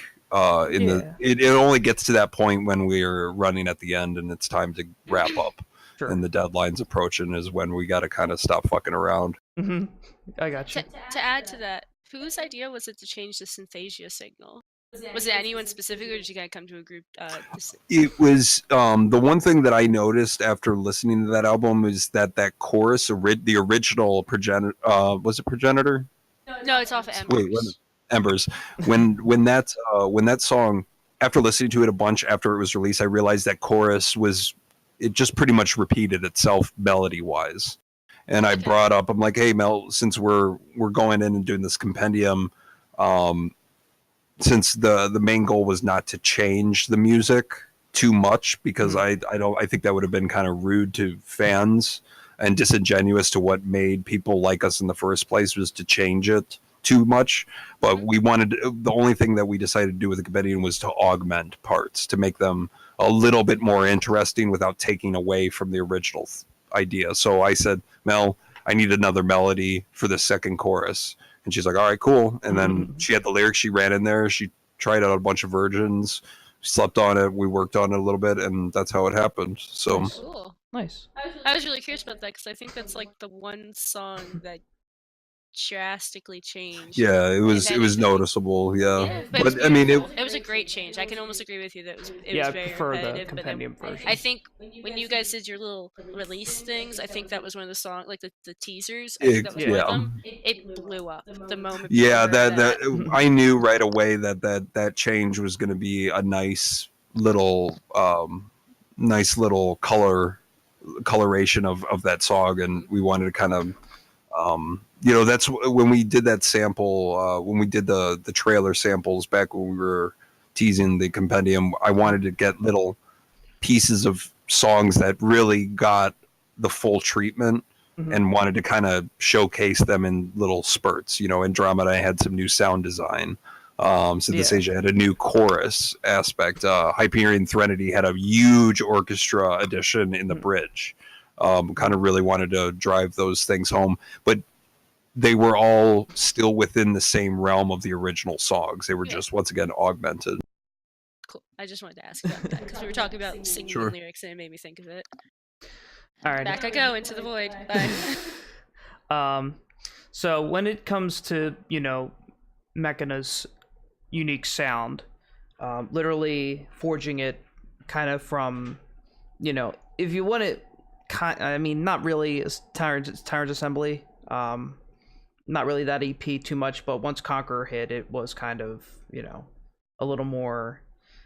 Assembly symphony kind of thing, and Assembly of Tyrants. We were 18, 19 years old when we recorded that. We were kids, and that was really the best we could do. And at that time, we were 2 years out of high school, a year out of high school, so it was just like, hey, let's just go do this album. Fuck it, like let's try it out. And it was it took a lot of time because that was, what did that come out, 2005, I think. Sure. Assembly Tyrants. So a lot when you do something enough, you like when anyone says they want to get better at something, I always say just do more of it. Nothing's more nothing will get you. You can't study how to write songs. You need to write songs. You need to just try it. My music theory is fucking bullshit when it comes to specifics, and I'm mostly learn by ear type guy.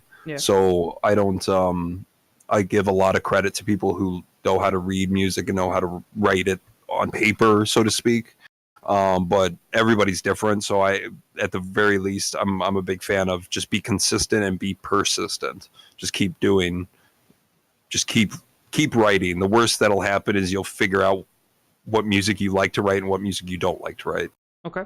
And when Conqueror came around, I was like, man, instead of just keep like a Korg Triton synth with little samples here and there, let's try to like add some big orchestra as best of our ability. Okay. Awesome. Just kind of shooting the shit, kind of give it a try kind of thing. Yep.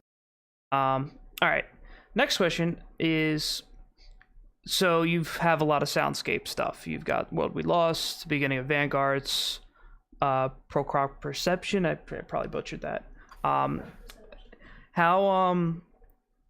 do you go about, one, finding sounds to do what you want it to portray, and then how do you execute, kind of, I guess, EQing it and kind of pushing it through, making it sound a little more, I guess, realistic? Yeah, so really it's just, every once in a while I'll pick up some sound effect libraries, and some of them are very very non-sci-fi, but it's sometimes you need like a white noise ambient room sound where it sounds like air's kind of fluctuating in and out of a room, and that's so specific you need some kind of weird libraries to do that. Okay. Then you just EQ it depending on circumstance. A lot of the sound effects is it comes down to automation. When you go to, like, in the World We Lost, when the unknown soldier's listening to the message and the door is about to open, there's like a reverb of like inside the room. Yeah. And I remember exactly how much work I had to put in terms of automating the rain to be in sync with how quickly the door opened up. Right. So yeah, like that stuff is really, attention to detail, but it's very time consuming. Well, sound design is actually, if you stop and listen to your own life and go into how if you like go to your car outside and then you open the door and get in, you pay very close attention to how sound changes. Yeah, you can kind of associate, okay, how would I do that technically in my DAW?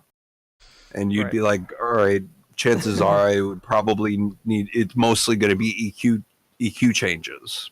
And then you just got to know how to use your tools to work around those variations of space, I guess. So if you're in a big, the beginning of Godspeed Vanguards is, it sounds like a big industrial open area where like it's a hangar. Exactly. It's supposed to give that open space of a hangar, and then it slowly morphs, because it's all first person. It morphs to a cockpit where there's no more ambient noise, and you got to kind of automate these sounds to work that way. Gotcha. It's more of something. It's easier for me to show than explain, but it's comes down to a lot of taking reality and reverse engineering how it works into what kind of technical tools can do that for you. Okay, gotcha. All right, we'll move on to next question. Going from album to album, so Empyrean to Xenon, Xenon to Acheron, what are things you've learned going from each album? Biggest thing I learned is how to keep my workspace in terms of inside the session organized, because it's because it comes down to organization at the end when you're so for example, I got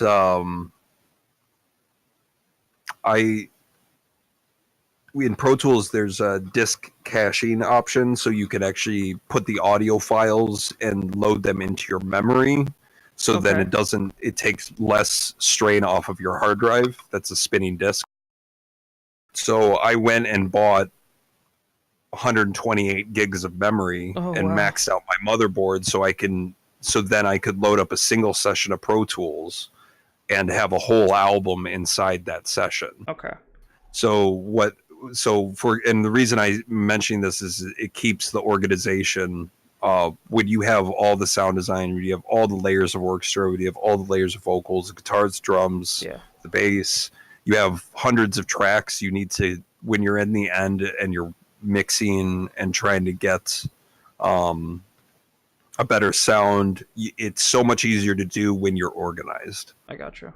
If things are all over the place, if you got to be switching sessions for every song and transferring plugins over, if you want, so for example, if you're going to have a drum kit that you want to sound pretty much the same across a whole album, you have to load those if you have a song per session, you have to take that preset and assign it to every song or every session. So then the drums sound the same levels in terms of your faders, the same preset.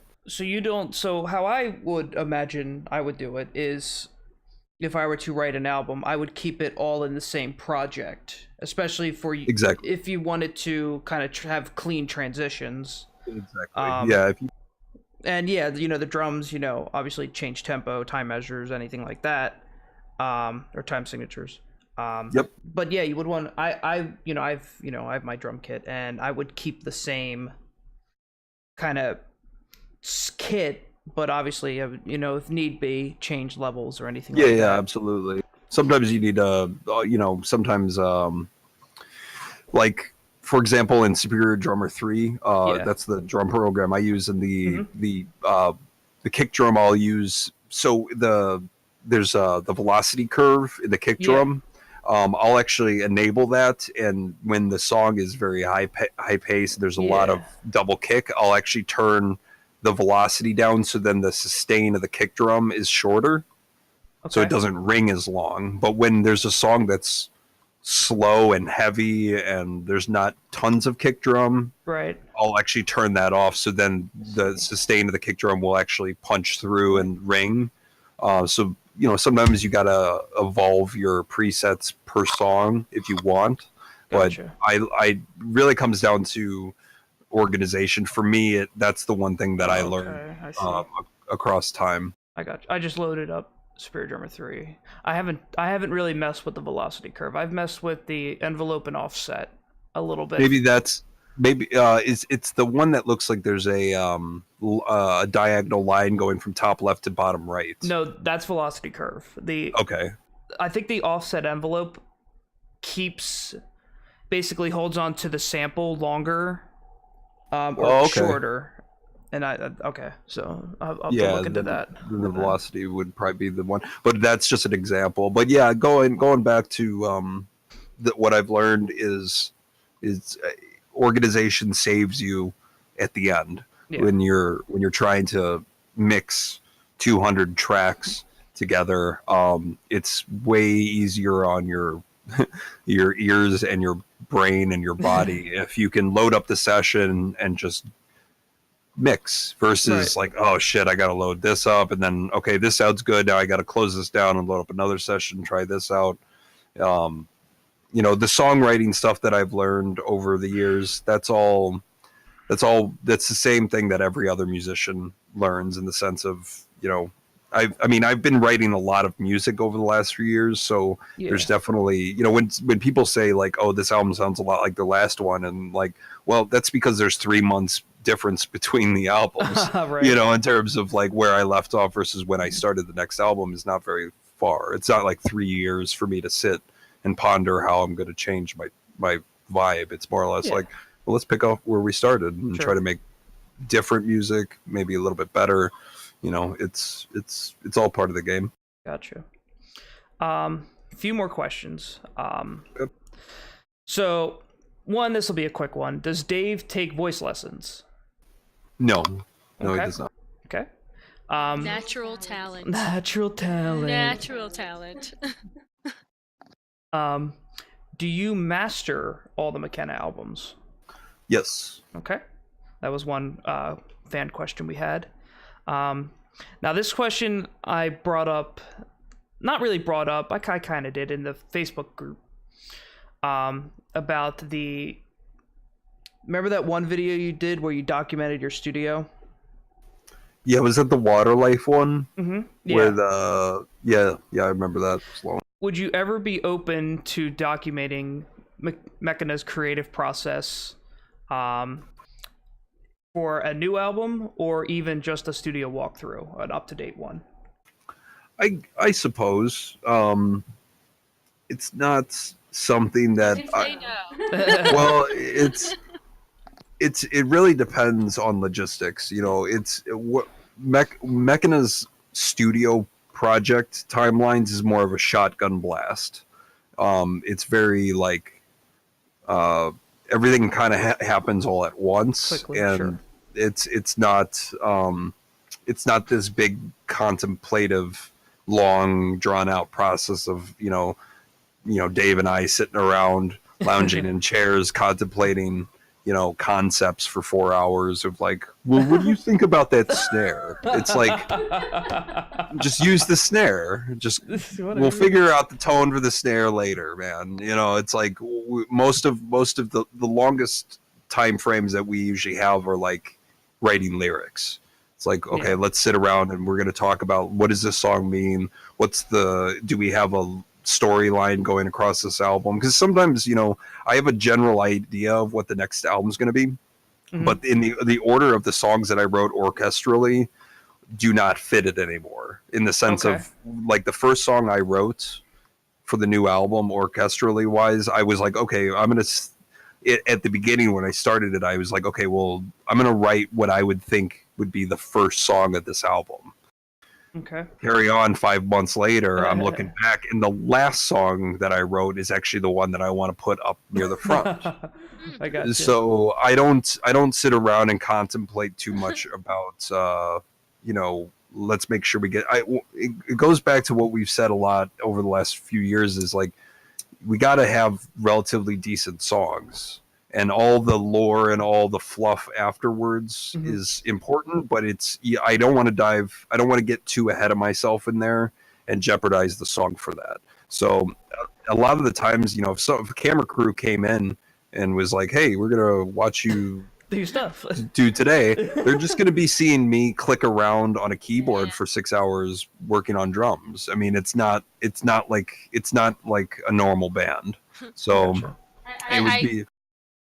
it'd be kind of if it was done right, I guess. I mean, I don't mind. I wouldn't mind, but it's very much like, well, what are we learning here? It's like, oh, Joe's a hermit. It probably also helps that you kind of maybe unevenly, but you have the workload divided like that. At least it sounds like in the interviews Dave says like I sit there and I watch him do what he's doing is what Dave kind of puts it at. Dave's not he knows how to use Pro Tools, but Yeah. he kind of just lets me run the rig. You know, it's I use, like, he's good at Excel and I'm good at Pro Tools. It's like I would never, you know, it's just Two to different understand things. two different things, and you know, he can run it a little bit, but it's just better if I do, and just for the sake of time. And he'll be sitting next to me and he'll be like, well, what about this? And I can kind of be like, oh, is this what you're talking about? And do it kind of quickly. And he's like, yeah, and he'll point it out or something. Yeah. It's you know, Dave and I've known him since high school. We've come a long way. We butted heads a lot in the past in That's terms music. of Oh, really? Oh. yeah, you know, we back pretty much. Xenon was the album where we kind of settled down, where we were like no longer you know, when you're in a band and like he's having trouble singing or I'm having trouble playing a guitar part, you would always kind of have this kind of bite to each other where it's like, well, come on, man. Or like, Right. or being super self-conscious about it, like, Yeah. y'all get it, man. Fuck it, you know. It's Shut up. now it's very much like we're pragmatic adults, and it's like, hey, man, let's everybody just do what they can, and let's just be as happy as we can doing this. You know, this is Mechina is just as much as a hobby as it is, you know, who we are. So we can't get into the studio and be like instantly miserable. So it's very much Hence the Easter eggs. yeah, it's you know, Dave and I will take an hour to get started into the session because we're just catching up on life and talking about what we saw on the internet the last week. And then You Mel know. comes in, she's just like, "Hey guys." Yeah, right. Mel's just the over optimistic person of the band who shows up and makes everyone happy. All right. This will be sort of the last question for production. It's kind of a production question. I'm gonna put up on the screen your setup. This is probably around Xenon or Acheron time. What is your current PC specs? I didn't put it up yet. Can you see it now? Should be up. It might be delayed a bit. But I'm looking at it right here. So you've got like 9 monitors. Yeah, I run 4 GTX 610s, like old little tiny cards, Okay. just for the dual DVI output. Okay. Got 128 gigs of memory. I have like 8 or 9 hard drives just because I separate old other band sessions. I got Okay. two dedicated Mechina drives, contact library drives, operating system drive. Mhm. I got a 6-core i7. I don't remember the model, but it's lesser speed but more cores for Pro Tools. That's probably like a 5th gen then, right? Probably. Around a fifth, It's I built this rig about 2.5-3 years ago, so Okay. it's probably relatively outdated at this point, but it runs. Gotcha. And then I run Focusrite and DigiDesign / Avid interface. Okay. Do you use them for different applications? I usually use the DigiDesign for recording vocals, and then the Focusrite for recording guitars, because it's got a built-in compressor on the Yes. Focusrite, so Yes. I could actually make my guitar transient, like when I downpick like a palm mute, I can make it bite and snap a little bit harder. Yeah. But that's about it. Okay. Yeah, I fucked around with that a little bit. I have the 6i6. So it's Okay. like sort of the little I think you have like the 18i20, right? The big I boy? don't remember. Yeah, it's got eight Outs. 8 inputs. Yeah. Yeah, I use that if I got to record drums and I need the inputs. Gotcha. All right, so that kind of wraps it up for production questions. Okay. The last round for me is sample questions. There aren't too many. Yeah, you want to take a break? We can take a quick break. If you want to, sure. We can take a quick. Sample questions. About 4, but I they could kind of go on for a bit. I mean, I'm good either. Alright, I'm getting water. You guys keep talking. Okay. Yeah, we'll talk samples. It's all good. You guys get water. I'm getting water. You guys Yeah, keep she doesn't care anyway. talking. I do care. I don't understand it. Not So in the world. you mentioned 8DO for samples. But what are your like go-to libraries? Would it be 8DO stuff? It would, for the most part, especially if you want to just get the instant big sound, I'll go with 8DO's Majestica or Lacrimosa. Okay. When it comes to, yeah, I mean, at the very, it depends. Like if it's something that I'm going to be writing by hand with on the piano, I would usually load up those. Sometimes I'll use Sinokinetics library, which have a lot of very interesting loop choices in the sense you got to play it in triads and it'll play these runs that are very they're very like you can hear a lot of them in the song Progenitor. You could hear quite a bit of it in Embers. It's when I started getting into Sinokinetics libraries. They're great for starting like creating. Well, yeah, they're great idea builders, and they're great for starting root structures. Yeah. You know, like finding your root melodies. Yes. You can really saturate very quickly with those with Sinokinetics stuff. I'll have to look into it. You also use Omnisphere, correct? I do. Okay. I do. Omnisphere's got almost too many sounds, honestly. Yeah. I like the plugin, but it's like I just want some synths, and then they got all this random shit that I'm like, and they don't really describe it very well. So you got to go searching through these libraries all day looking for something. You know, sometimes when you find cool shit, I'll save it as a preset. Like, okay, come back to this. This is nice, but usually the atmosphere and synthy stuff Omnisphere brings to the table, I'll usually do in post-production. So I'll wait to the end when the orchestra is kind of done. Sure. Okay. I've noticed a lot of cello work. Do you have? I'm gonna guess. Well, cello. You know, cello, it's whatever. Do you have Tina Guo, the solo? I do. Cello? I do. Yeah. I love that. I love that. I'm gonna be getting the second version hopefully soon. I need to get that. Wait for it to sell though. It's got such a dramatic vibrato on it that it's like it's hard to dislike it. It's got a very slow legato. Like there's a huge delay between notes. You can't play anything really quickly on that version 1, but for saturating the big notes, that's a hell of a plugin to use. I agree. Did you watch off topic? Did you watch Hans Zimmer on Netflix? His one live show.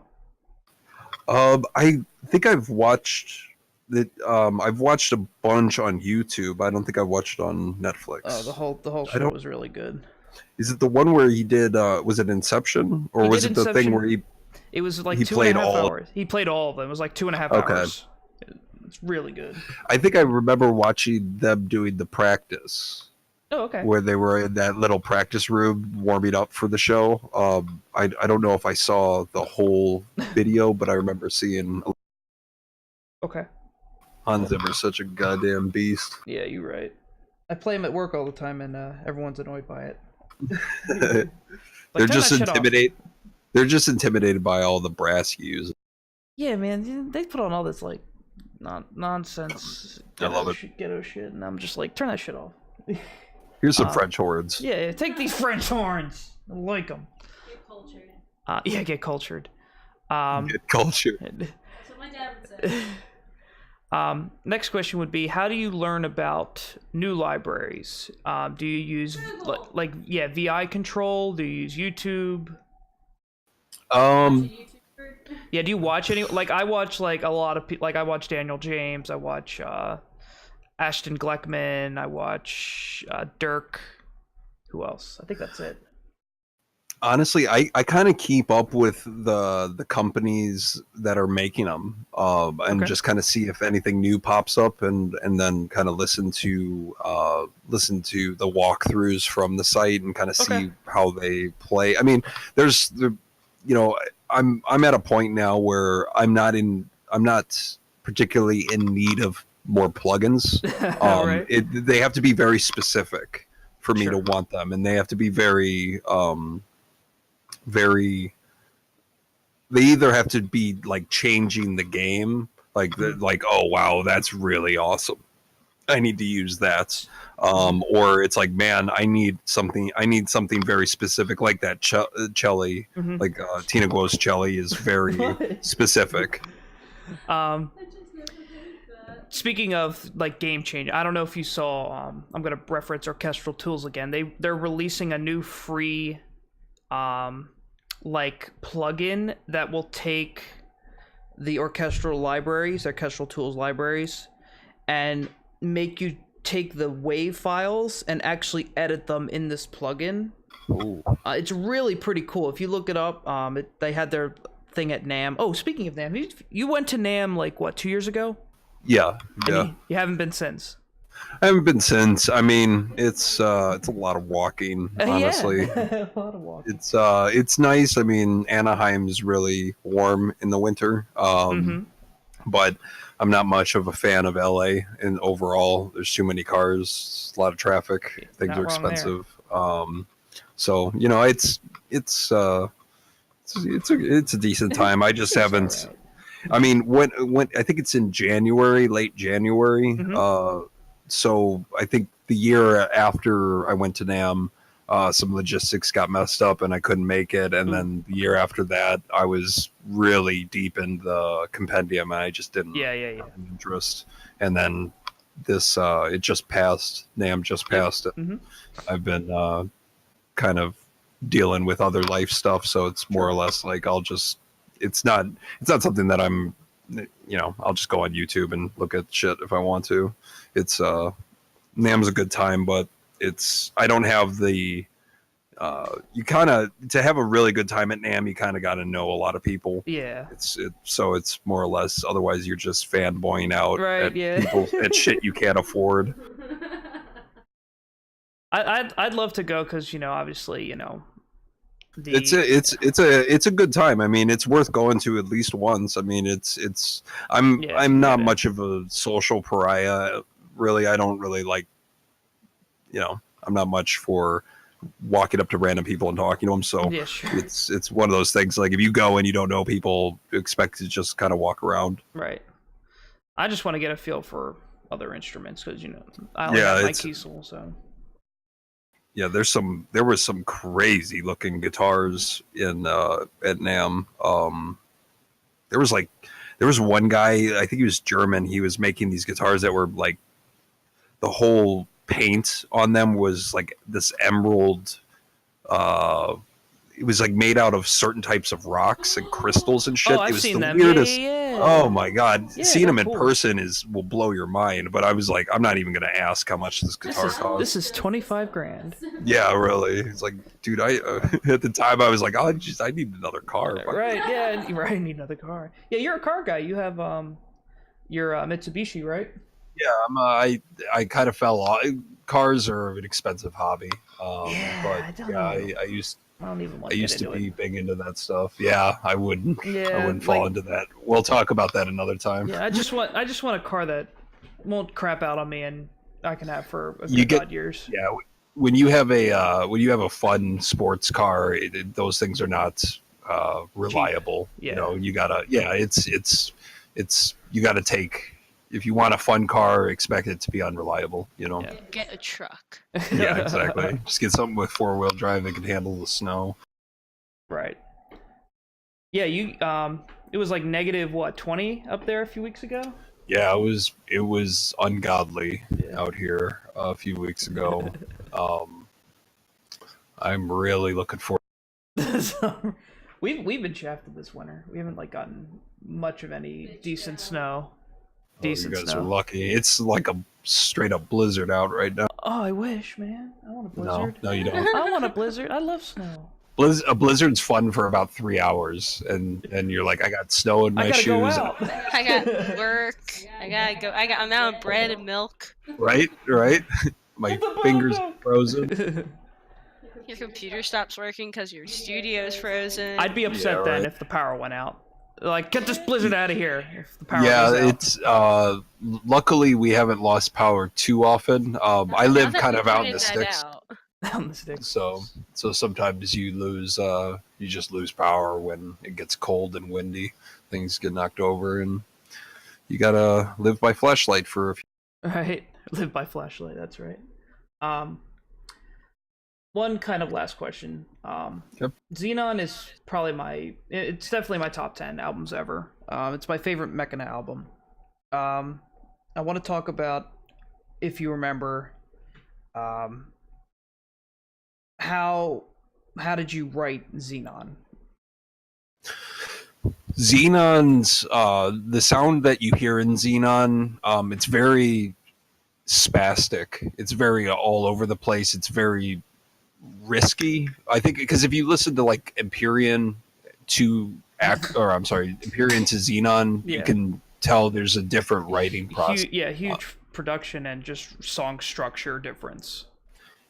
Xenon was the first time where, once again, after Empyrean was the time where we were having drummer problems. It's when we kind of decided, fuck this, I'm going to just sit down and grind an album and see what happens. And it was chaotic as hell. The whole process was in a matter of about 6 to 7 months. And that was when it started. That was when that yearly album release thing was becoming more of a reality. So it was a hell of a learning experience. I don't remember Xenon as much as I remember Acheron, but that's mostly because Acheron was a disaster in terms of its the end game, in terms of the release date and us missing the release date and being so behind when it came. Like, I remember Acheron way more than Xenon, because Xenon was a fluke. Xenon just worked. Xenon was well received. It sounded better than Empyrean overall. There's not much to remember because it was kind of easy. Okay. On the other hand, when you fall face first and you kind of get embarrassed, those are the times. Once again, you learn more when you fail, and Acheron was more of a logistical, technical failure on my end, and that's what I learned to do and learned what not to do. So when Xenon was just kind of a lucky start to a really intense grind session that lasted a few years. Gotcha. Well, I think that's everything I have for now. We've just eclipsed or surpassed the 4-hour mark. We did. I think that's pretty. I think that's pretty successful. Crazy. Thank you. Yeah, I would like to. Well, I would like to personally thank you for putting. You took the time and you reached out and you're like, hey. Well, I'm one of you guys. I mean, I'm just it's always fun talking about music and talking about video games and shit. So I appreciate the opportunity. It was good.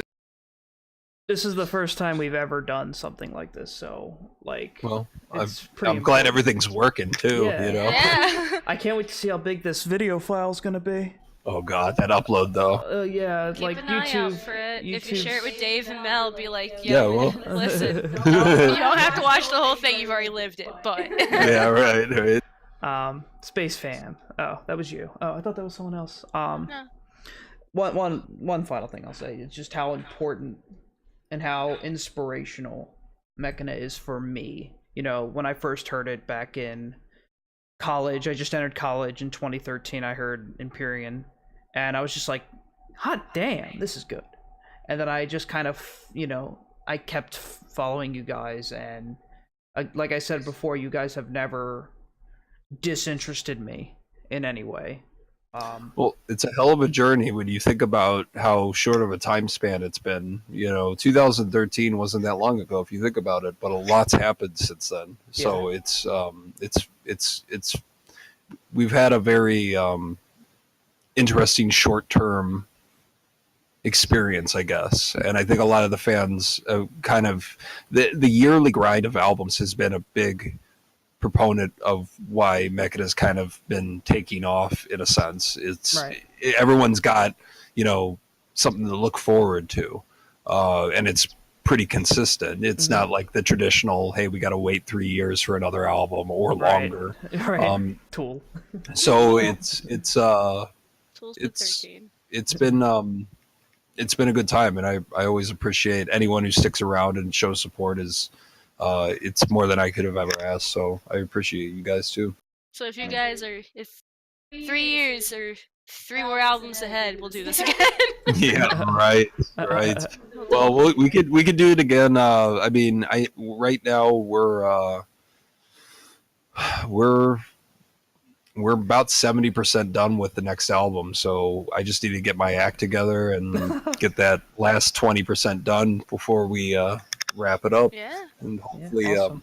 hopefully in a few months we'll have some more good stuff. Oh, Yeah, I'm gonna binge listen. we're gonna binge listen. Binge listen. All right. Well, Awesome. thanks guys. I Thank you, appreciate everyone. everything. Thank you. All right. Let's end. I don't have an outro video. I don't have an outro I don't have either. an Joe, outro what's the thing. outro? Well, we'll just say goodbye to everybody, and thanks for listening. Bye, guys. Thanks for All right, listening. guys. I'll see you soon. See ya. See ya.